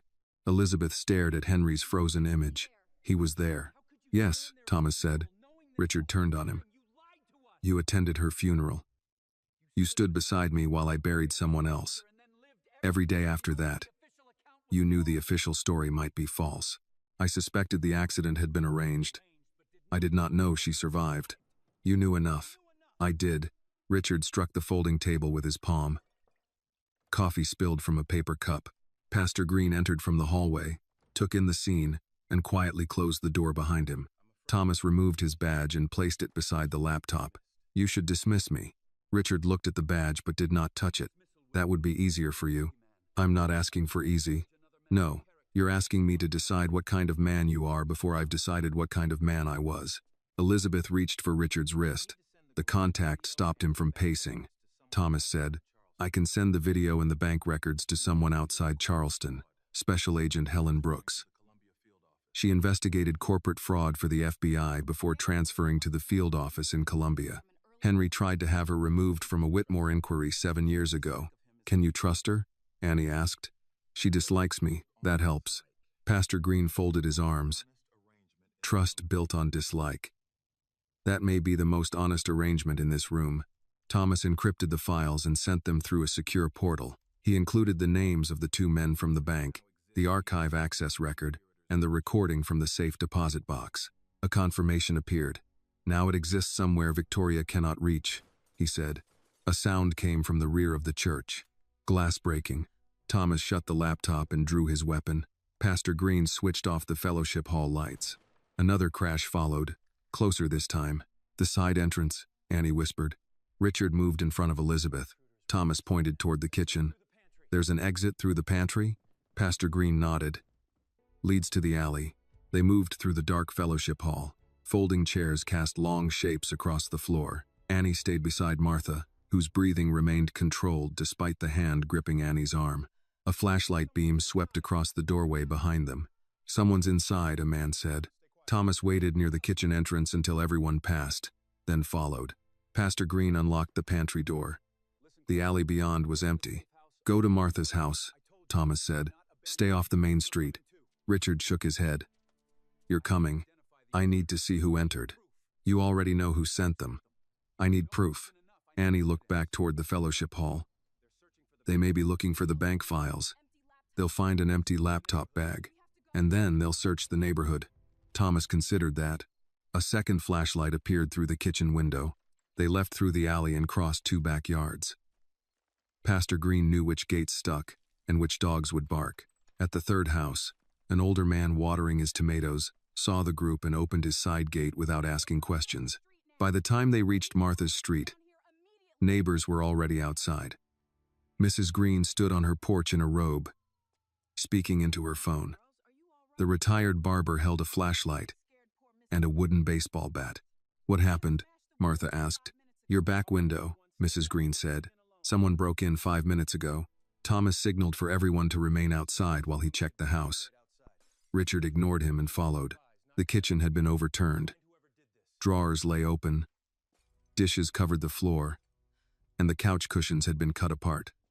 Whoever entered had searched quickly, and without concern for noise. Annie ran to the freezer. The bags of vegetables had been thrown onto the floor. Frozen casseroles and wrapped meat covered the tiles. She reached into the back and pulled out the grocery bag containing the original flash drive from the bank. It's still here. Thomas inspected the broken window. They didn't know where to look. Martha bent and picked up a piece of blue and white porcelain. It belonged to a serving plate Elizabeth had given her when Annie was young. Annie touched her shoulder.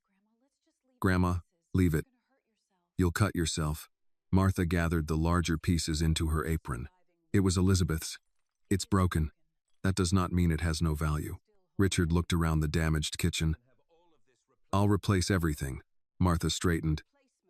That is the first answer money teaches a man. He stopped. I'm sorry, he said. What do you need? For the people who did this, to understand that this house is not empty just because poor people live in it. Outside, more neighbors arrived. Some brought coffee. Others carried folding chairs and blankets. 2 retired veterans took positions at opposite ends of the block. Women from the church began sweeping glass from the porch while Mrs. Green organized overnight watches. Richard stood in the doorway and watched a community protect one another without contracts, salaries, or instructions from him. I've driven past East Side for 30 years, he said to Annie. My company maps call it a redevelopment zone. Annie looked at Mrs. Green pouring coffee for the men on watch. People call a place broken when they want to forget who lives there. Richard nodded, ashamed that the sentence felt new to him. Thomas's phone vibrated. He read the message twice. Agent Brooks received the files. She wants to meet tomorrow morning. Where? Richard asked. Not here. She says we should assume every Whitmore property is compromised. A floorboard creaked in the hallway. Everyone turned. Thomas raised his weapon and moved toward the sound. He checked the bedroom, bathroom, and closet before returning. Clear. Martha looked past him toward the small room where Elizabeth had slept for 5 years. The bed was empty. Her blanket lay on the floor. On the pillow rested a folded sheet of paper. Richard opened it with shaking hands. Bring the evidence to the old Cooper River shipyard tomorrow night. Come alone, or Elizabeth dies. Annie took the note and studied the handwriting. This isn't Victoria's. Richard looked at her. How can you know? She pointed to the narrow, backward-leaning letters. I saw this writing on the legal documents from the bank. Thomas understood first. Henry Cole, he said. Richard read the note again, as if the words might change if he stared long enough. Tomorrow night, he said. Why give us that much time? Because Henry needs something, Thomas replied. If he only wanted Elizabeth dead, he would not have left instructions. Martha stood beside the empty bed, holding the broken pieces of the porcelain plate in her apron. He wants the evidence. He wants money too, Annie said. A man who helped hide a murder for 5 years does not suddenly take a hostage just to clean up someone else's mess. Richard folded the note. Then I give him both. No, Thomas said. Richard turned on him. He has my wife. And if you arrive alone with everything he asks for, he will have your wife, the evidence, and the only person wealthy enough to pay him. I'm not debating this. You hired me to keep you alive. I hired you to protect my family. You already failed once.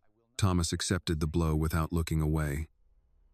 That is why I will not fail the same way again. Outside, neighbors continued sweeping glass and carrying damaged furniture onto the porch. Their voices entered through the broken kitchen window, a reminder that the danger had spread beyond the Whitmore family. Annie examined the note beneath the kitchen light. Henry's letters leaned backward, the same as the signatures on the legal forms from the safe deposit box. At the bottom, he had written one more instruction in smaller print. No police, no federal agents. Bring the original drive and every paper from box 317. He knows the box number, she said. Thomas looked over her shoulder. Henry prepared some of the bank documents. He may have known Elizabeth rented it before the accident. Then why didn't he empty it years ago? He didn't have access without Elizabeth's authorization. Annie shook her head. Victoria tried this morning with a forged signature. Maybe Henry sent her there. Or she learned about the box from him, Richard said. Martha sat on the edge of the bed. For the first time that evening, she looked her age. Elizabeth was sleeping when they took her. She would have fought. Thomas checked the windowsill and the floor. There are no signs of a struggle. That does not mean she went willingly, Annie replied. Richard studied the room. Elizabeth's shoes remained beside the bed. Her coat was gone, but her purse still hung from the chair. He threatened someone, Richard said. Martha or Annie. Annie remembered the broken window at the church, the men moving through the dark fellowship hall, and the few minutes when the house had been left under the watch of neighbors who did not know Elizabeth's face. Henry could have told her he had Grandma. Martha nodded. She would have gone with him to protect me. Thomas stepped into the hallway and called Mrs. Green. He asked whether anyone had seen a vehicle near the back alley. After a short conversation, he returned. A white utility van was parked 2 streets over. No company markings. Mrs. Green saw it leave while we were at the church. Traffic cameras? Richard asked. I can check city feeds, but Henry knows our security methods. He may have changed vehicles. Richard took Martha's flip phone from his pocket. I'm calling him. He will call us, Thomas said. I am done waiting for men like Henry to decide when I'm allowed to know what is happening. Before Thomas could stop him, Richard dialed Henry's private number. The call went straight to voicemail. Richard tried again. This time, someone answered. No one spoke at first. Then Elizabeth's voice came through, thin but steady. Richard? He gripped the phone with both hands. Are you hurt? I'm all right. Where are you? A man took the phone. Do not ask questions. You know I won't answer, Henry said. Richard's face hardened.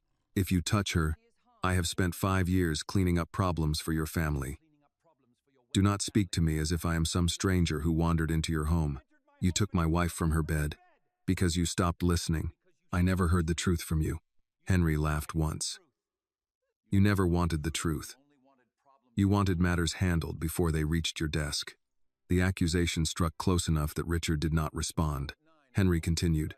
Tomorrow, 9 o'clock, the Cooper River shipyard. Bring the box documents and the drive. How much money? A pause followed. $50 million transferred to an account I will provide. Martha closed her eyes. Richard said, I want proof Elizabeth is alive when I arrive. You just heard her. I want to see her before I transfer anything. You are in no position to negotiate. I am the only person who can move that amount without triggering questions. That gives me a position. Thomas watched Richard carefully. The boardroom voice had returned, but now it carried fear beneath the control. Henry considered the demand. You will see her from a distance. You come alone. I'll need someone to handle the transfer. Bring a laptop. What happens after payment? I leave. Elizabeth goes home. Victoria takes the fall she earned. Annie looked at Thomas. Henry had confirmed what they suspected. He was no longer protecting Victoria. He was trying to escape her. Richard asked, Does Victoria know you have Elizabeth? Henry did not answer. That silence told them enough. If she finds you first, Richard said, she will kill both of you. You should worry about arriving on time. The call ended. Thomas took the phone and checked the number. Burner. No usable location. Richard walked back into the kitchen. I'll arrange the transfer. You're not paying him, Annie said. He faced her. He has Elizabeth. And after you pay, he still has Elizabeth. I heard what he said. So did I. He helped fake her death. Why would his words suddenly mean something?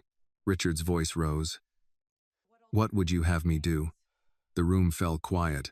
Annie had seen powerful men grow angry when they could not buy a solution. This anger was different. Richard was terrified, and fear had narrowed his world until only one action remained visible. We make him believe you are doing exactly what he asked, she said. Then we use what he doesn't know. What doesn't he know?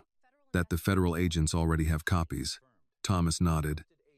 Agent Brooks has the financial files, the garage video, and the recording. Henry's leverage is weaker than he thinks. But he still has Elizabeth, Richard said. Yes, Annie replied. So the plan has to protect her before it protects the evidence. Thomas opened his laptop and pulled up a satellite map of the old shipyard. The property covered several acres beside the river, with rusted warehouses, loading cranes, and abandoned offices. There are 3 vehicle entrances, he said. The south gate faces the road. The west service entrance connects to an old rail line. The riverside is open. Richard pointed to the largest building. Henry will choose that one. It gives him height and sight lines. You've been there? Whitmore Holdings considered buying it 12 years ago. Annie leaned over the map. Does Victoria know that? She attended the site review. Thomas looked at Richard. Then she will know where Henry took Elizabeth once she realizes he has turned against her. Richard's eyes narrowed. She may already know. The old flip phone rang again. Thomas answered and activated the speaker. Victoria's voice filled the damaged kitchen. Richard, Henry has lost control. Whatever he told you, do not go to the shipyard. Where are you? Richard asked. That does not matter. Do you know he has Elizabeth? I know he intends to sell you a story and disappear with your money. Annie watched Richard's face. Ask how she knows the location, she whispered. Richard did. I never told you where he wanted to meet. Victoria went silent. Then she said, Richard, listen to me. Henry is dangerous. So are you. The call ended. Thomas stared at the phone. She's going to the shipyard. To rescue Elizabeth? Martha asked. No, Annie said. To make sure no one leaves alive. Richard looked at the satellite image, then at the note Henry had left. I'm going in through the south gate as ordered. Thomas began to object. But Richard raised a hand. You and Agent Brooks, stay out of sight. Annie stays here. No, Annie said. This is not open for discussion. Henry ignored me at the bank. Victoria thinks no one will believe me. Both of them see me as the least important person in this story. That is exactly why you should be nowhere near them. It is why I can get closer than you can. Martha rose and went to the bedroom dresser. She returned with an old white handkerchief embroidered with a blue butterfly. She placed it in Annie's hand. Richard stared at her. You are allowing this? No, Martha said. I am recognizing that she made her choice before either of us spoke. She closed Annie's fingers around the cloth. Courage does not mean you are not afraid. It means you know what is worth fearing, and still step forward. Thomas studied the map once more. We meet Agent Brooks at dawn. No local police until Elizabeth is visible. Richard enters first. Annie and I use the west service route. Richard looked at Annie, understanding he had lost the argument. If anything changes, you leave. I'll leave when Elizabeth does. Outside, the neighbors settled into folding chairs for the night. Inside, the 4 of them planned around a kitchen table covered with broken glass, bank records, and a map of the shipyard. Across Charleston, Henry waited with a hostage and an exit plan. Victoria was already on her way to destroy both. Richard entered the shipyard through the south gate at 8:57. The chain-link fence had been cut years earlier, and rusted signs still warned against trespassing. Beyond them stood the remains of the Cooper River shipyard. Loading cranes frozen above the water, warehouses with broken windows, and stretches of concrete split by weeds. Richard drove his own car, as Henry had ordered. A laptop sat on the passenger seat. The bank transfer screen displayed $50 million waiting for final authorization. He stopped outside the largest warehouse and left the headlights on. No one came to meet him. He took Martha's flip phone from his pocket and called the number Henry had used. It rang once. Leave the car, Henry said. Bring the laptop and the document case. I want to see Elizabeth. You will. Now. A light appeared in a second-floor office above the warehouse floor. Elizabeth stood behind a wall of dirty glass. Her hands were bound in front of her. Henry held her by one arm. Richard's breath caught, but he kept his voice level. Let her come down. Transfer the money first. I cannot authorize it without a secure connection. There is a router in the office. And you expect me to trust your network? Henry gave a short laugh. You trusted my legal advice for 23 years. The line went dead. Richard picked up the laptop and leather case. Before closing the car door, he looked once toward the west side of the property. He could not see Thomas or Annie. That was the plan. Annie lay beneath an abandoned rail platform 200 yards away, listening through an earpiece Thomas had given her. The concrete beneath her coat was cold.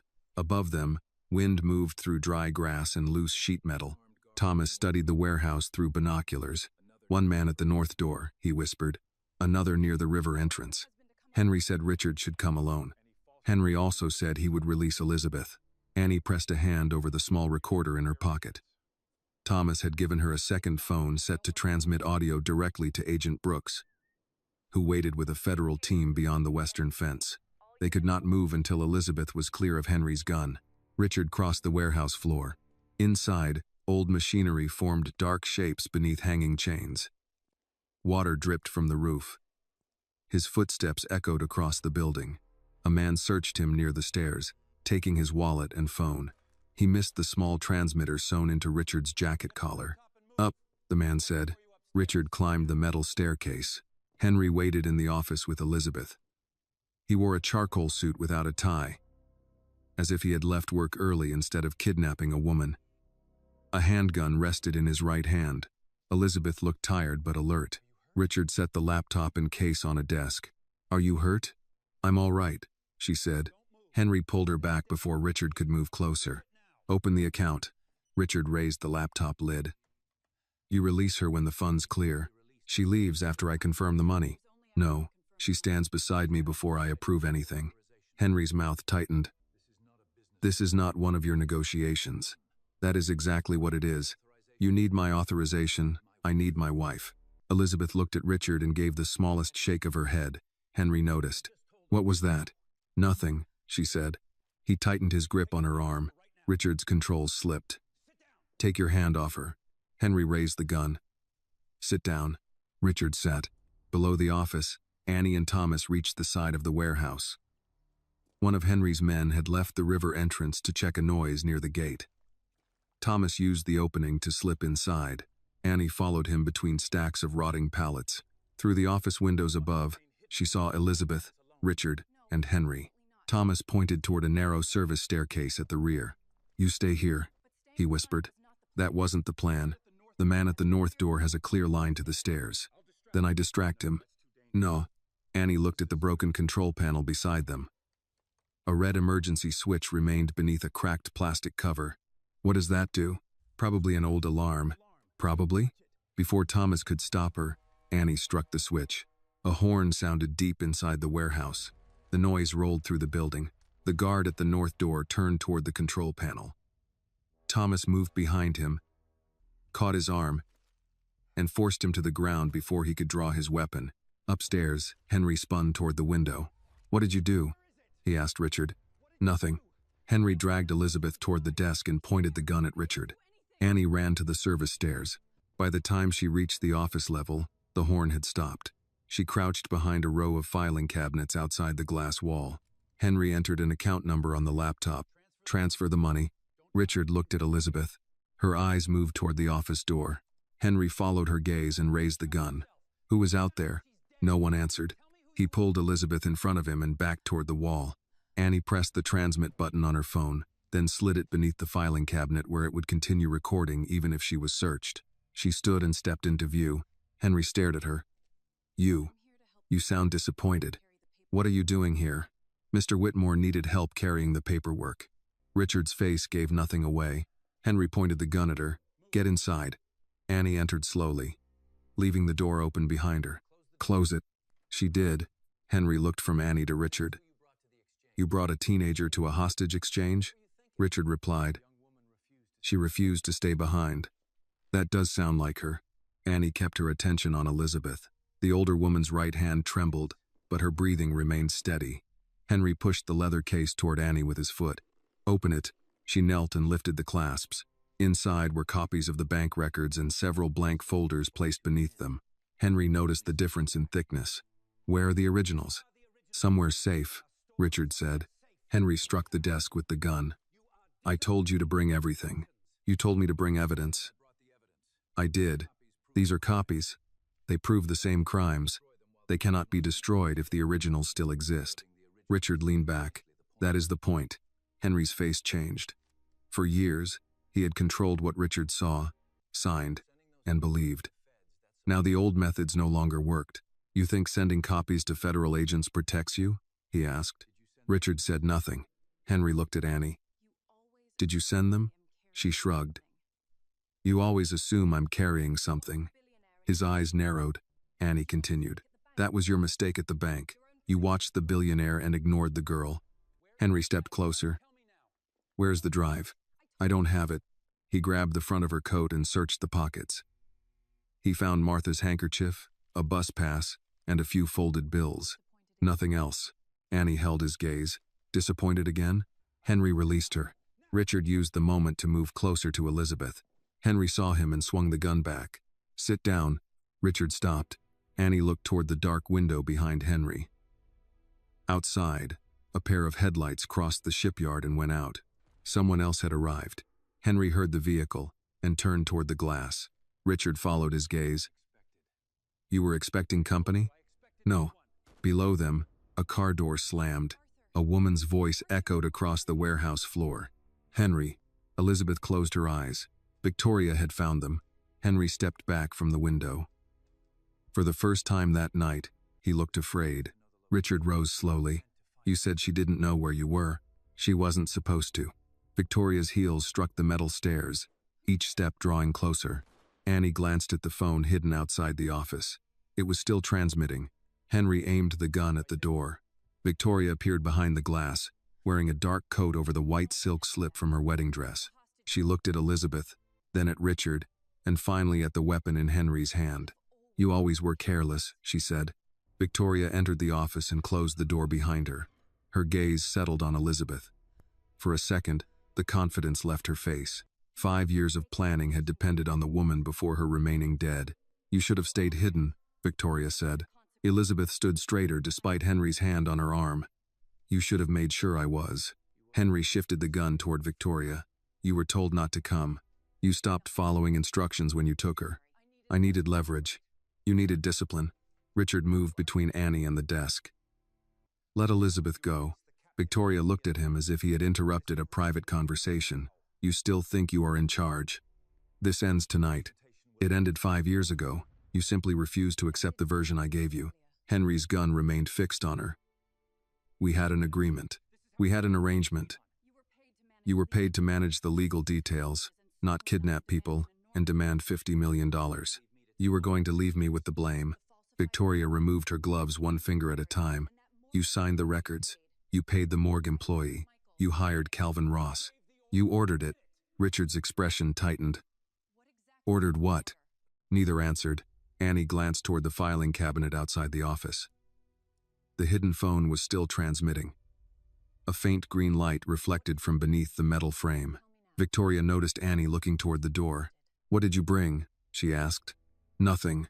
You ran into my wedding carrying one message. I doubt you came here empty-handed. Annie kept her voice even. You searched me at the bank through Henry's men. They found nothing then, too. Victoria looked at Henry. Your men failed at the bank? They were interrupted. By an 18-year-old girl. By security. Annie saw the insult land. Victoria had spent years believing people beneath her could not threaten her. Henry's failure challenged more than her plan. It challenged the way she understood power. Richard stepped closer to Elizabeth. Why did you do it? Victoria turned toward him. Do what? Stop pretending. He pointed to Elizabeth's scar. You arranged the crash. You replaced her body. You let me bury a stranger. Victoria studied him. Would hearing me deny it help? I want the truth. You have never wanted the truth. You wanted someone to make difficult things disappear. Henry gave a nervous laugh. She's right about that. Richard ignored him. Victoria continued. Elizabeth found the transfers. She had no idea how many people depended on those investments. They were foundation funds, Elizabeth said. Money meant for clinics, housing, and scholarships. They were funds sitting unused while you played philanthropist. You stole them. I moved them. To companies you controlled. To opportunities your husband was too cautious to see. Richard looked at her. You built those companies? Victoria's expression shifted from defense to pride. I built the structure. Henry created the contracts. The returns would have covered everything before anyone noticed. Elizabeth said, the returns failed. For a few months. And you kept taking more. Victoria's jaw tightened. You were going to destroy all of it because numbers on a page offended your sense of virtue. I was going to tell my husband. That was the danger. Richard's face went still. Victoria met his eyes. You would have believed her. You always believed her. Henry lowered the gun slightly. Victoria, stop talking. She turned on him. Why? Federal agents already have copies. Don't they? No one answered. Her attention moved to Richard's jacket. You wore a transmitter. Richard said nothing. Victoria laughed without humor. Thomas Reed finally found his courage. Henry crossed the office and seized Richard by the collar. He searched the jacket, found the transmitter sewn near the lapel, and crushed it beneath his shoe. Annie did not look toward the hidden phone. Henry aimed the gun at Richard. Who is listening? Maybe no one now. You think this is clever? No. I think it is overdue. Victoria walked to the desk and examined the bank documents. Copies? Yes, Richard said. Where are the originals? Beyond your reach. Her hand stopped on the folder. For the first time, Annie saw Victoria understand that destroying the people in the room would not destroy the case. Henry saw it too. You lied to me, he said. You said the evidence was all here. I said Richard would bring what he had. You knew federal agents were involved. I suspected. And you still came? Victoria looked at him. I came because you had become a problem. Henry raised the gun toward her chest. Richard moved closer to Elizabeth, but Victoria noticed. Stay where you are. She reached inside her coat. Henry reacted first, grabbing her wrist. A small pistol slipped from her hand and struck the floor. Annie moved toward Elizabeth. Henry swung the gun toward her. Back. Victoria drove her elbow into Henry's ribs. He stumbled against the desk, and Richard pulled Elizabeth away. Annie caught Elizabeth's bound hands and worked at the plastic tie with the edge of a broken metal clip. Henry regained his footing and pointed the gun at Richard. Transfer the money now. Victoria stood behind him, breathing hard. You are not leaving this building. Neither are you unless I get paid. You think money will protect you? It protected you for 5 years. Victoria's face hardened. I protected myself. You were useful. Henry looked at her. I changed the morgue records. You followed instructions. I found the unidentified body. You were paid. I hired Ross and failed to ensure Elizabeth died. Elizabeth's wrists came free.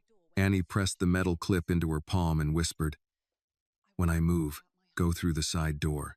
Elizabeth shook her head. Not without Richard.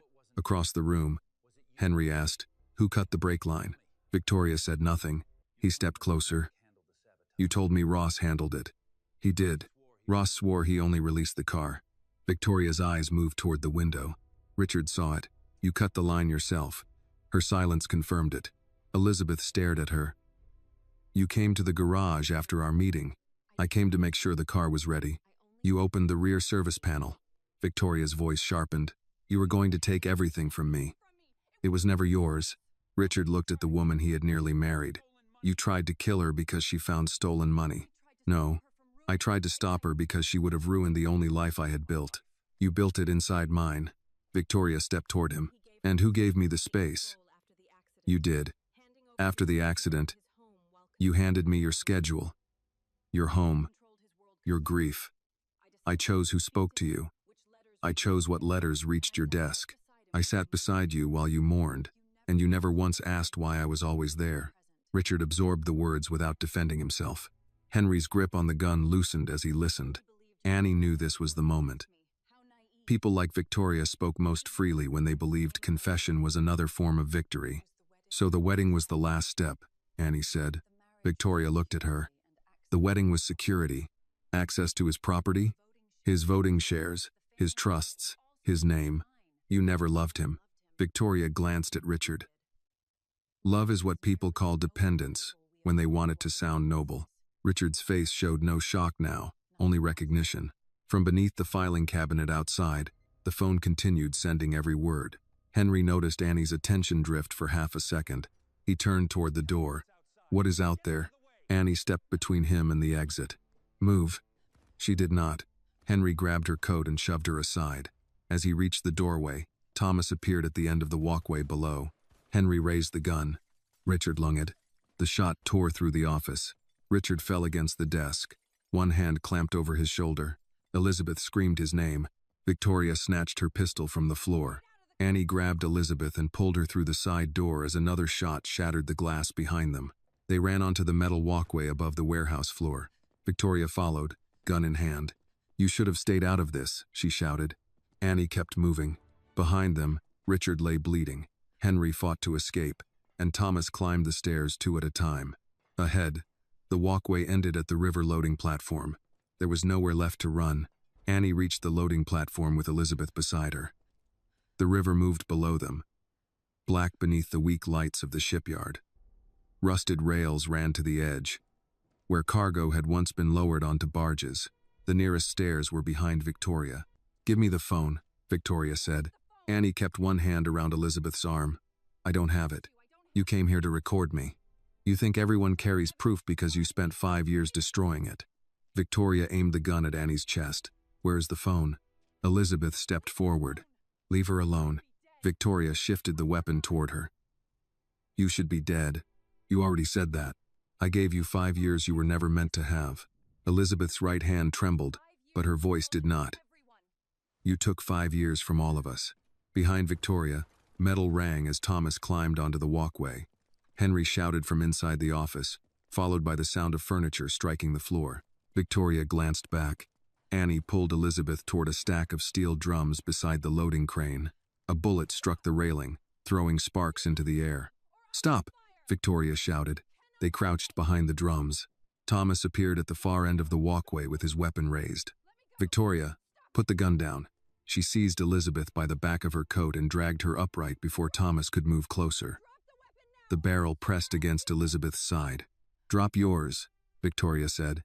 Thomas held his position. "Federal agents are outside. There is nowhere to go." "You said that to Henry too?" "He is under control." A crash came from the office. Henry stumbled through the broken doorway, one hand pressed against his mouth. Richard followed, pale from blood loss, his injured arm hanging close to his body. Henry reached the railing.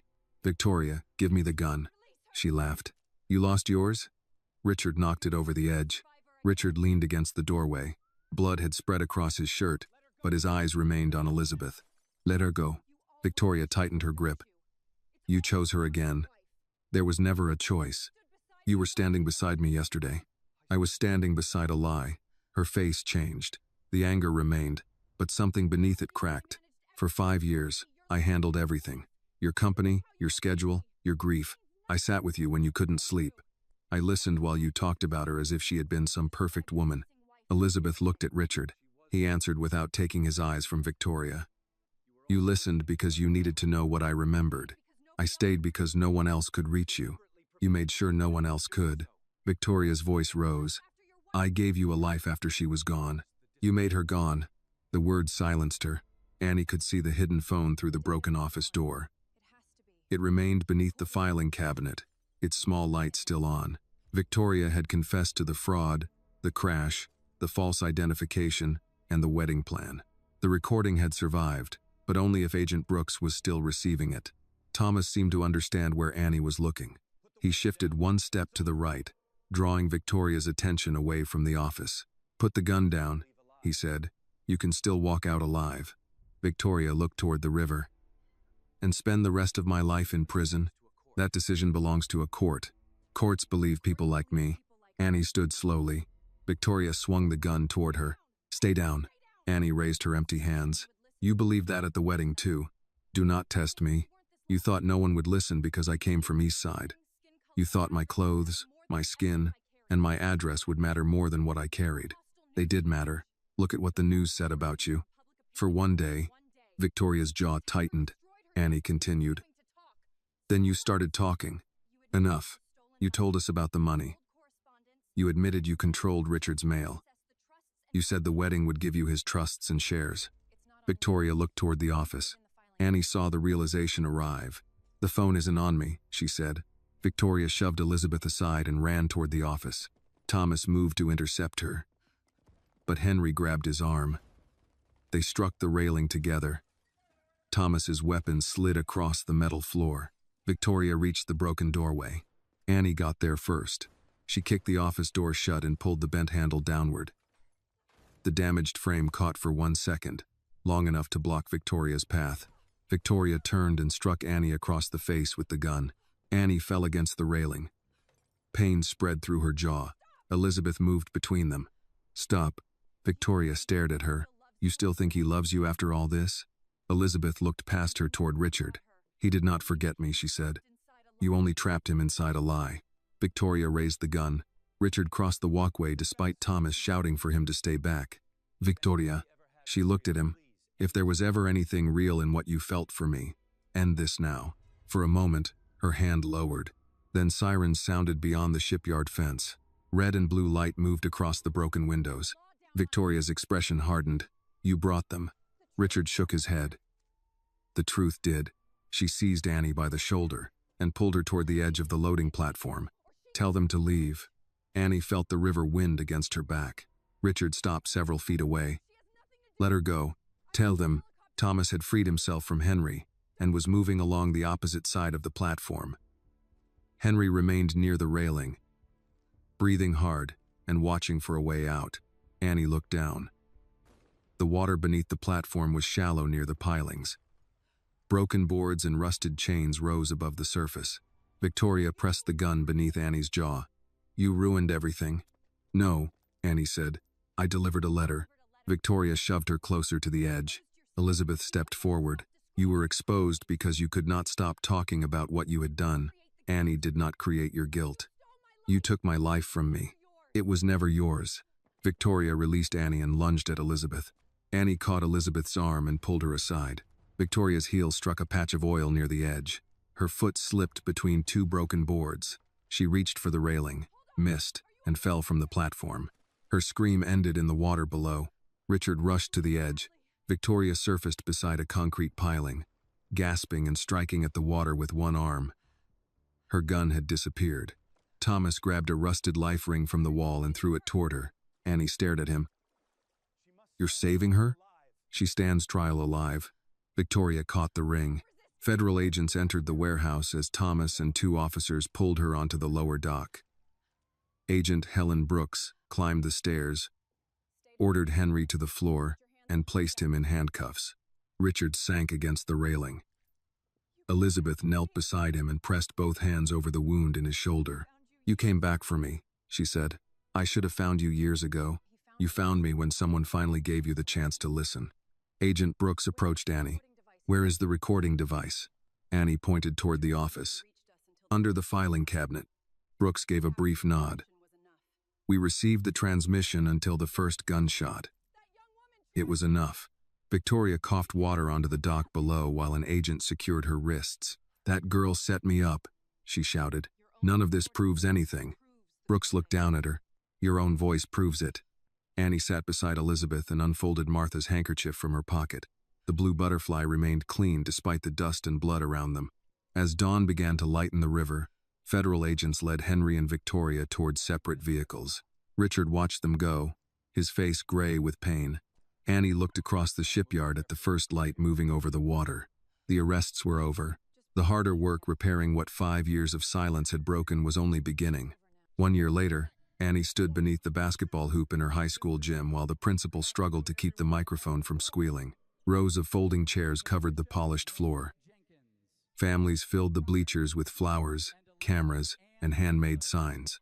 The air smelled of floor wax, perfume, and the barbecue smoke drifting in from the parking lot, where several parents had already started preparing food for the graduation party. Annie adjusted the edge of her blue gown and searched the crowd. Martha sat near the front in a lavender dress she had owned for 12 years and worn only to church weddings and funerals. Elizabeth sat on her right. The scar at her temple remained visible, but she no longer lowered her face when strangers looked at it. Richard sat on Martha's other side. His shoulder had healed, though he still moved his right arm carefully when the weather changed. He wore a dark suit without a tie because Martha had told him a high school gym in June was no place for unnecessary clothing. The three of them looked like people who had not planned to become a family but had stopped asking permission. The year since the shipyard had not repaired everything. It had only made repair possible. Victoria Langford had been charged with attempted murder, kidnapping, conspiracy, fraud, obstruction of justice, and misuse of charitable funds. The recording from the warehouse matched the financial records from the safe deposit box, the bank cameras, Thomas's garage footage, and testimony from Calvin Ross. Ross had been arrested outside Jacksonville after trying to cross into Georgia under another name. Henry Cole pleaded guilty and agreed to testify. His lawyers argued that Victoria had controlled him through threats and money, but the prosecutors produced 23 years of records showing how often Henry had made his own choices. Thomas Reed testified too. He did not ask for immunity. He admitted that he had found signs of interference with Elizabeth's car and remained silent after Henry threatened his son. The court had not yet decided whether he would face charges, but Thomas told Richard he would accept the result. "I spent 5 years hoping fear would excuse me," he had said. "It doesn't." Richard had not forgiven him. Elizabeth had not either. Still, they both attended the hearing when Thomas gave the federal agents every remaining record in his possession. Forgiveness, Elizabeth often reminded Richard, was not the same as pretending no harm had been done. Annie's name had been cleared within weeks of the arrests, though the damage did not disappear as quickly as the headlines changed.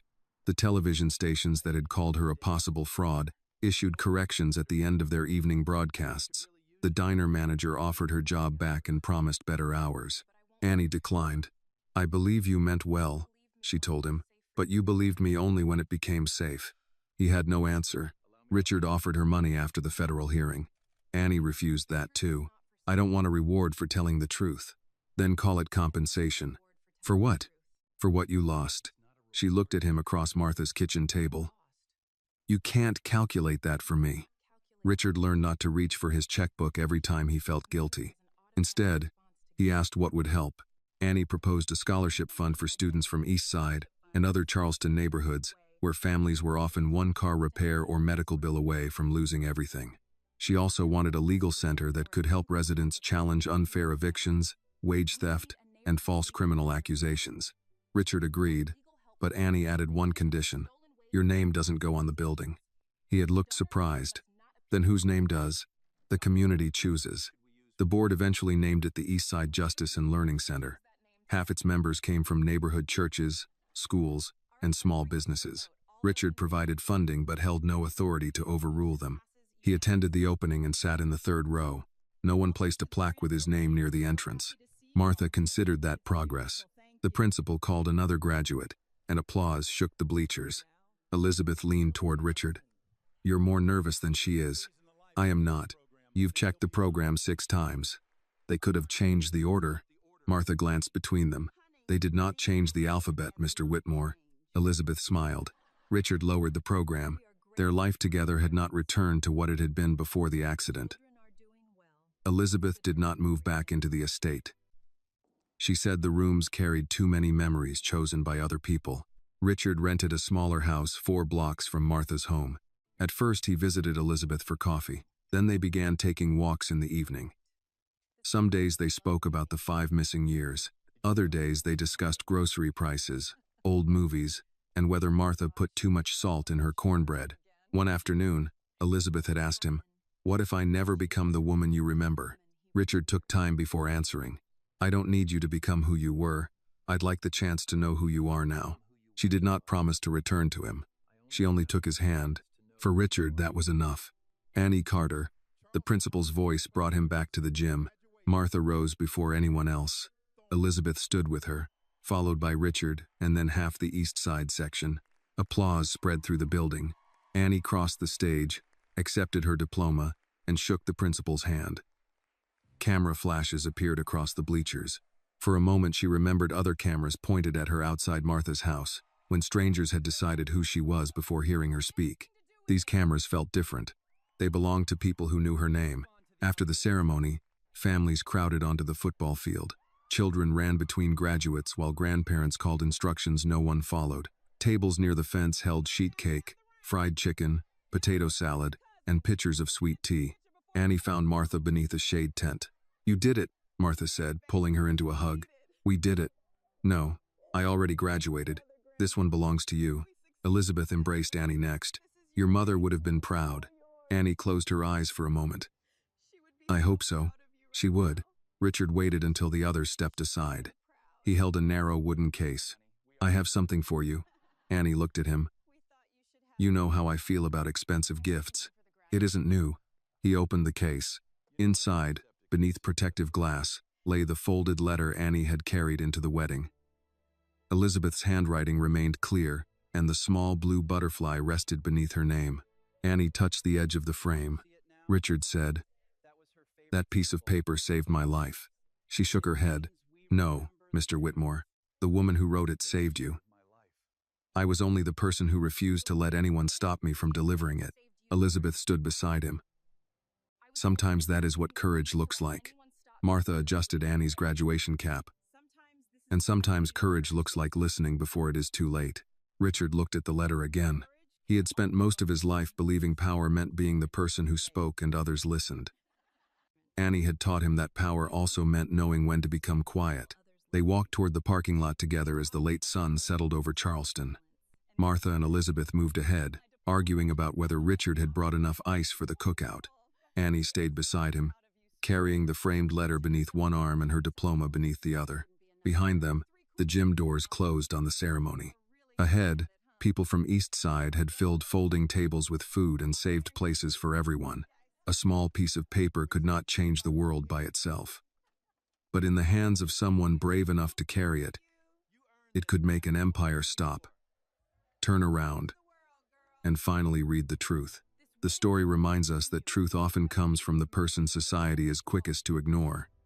Annie had no wealth, status, or influence, yet her courage forced powerful people to face what they had hidden. It also shows that silence can protect injustice, while real loyalty requires honesty, even when the truth is painful. Most importantly, the story teaches that justice is not only about punishing the guilty, it is also about listening to the unheard, taking responsibility, and helping repair the harm that fear, prejudice, and betrayal have caused. This video is a work of fiction created with the assistance of artificial intelligence. All characters, events, and situations are not real and do not represent any actual people or true stories. The content is intended for storytelling and emotional illustration only.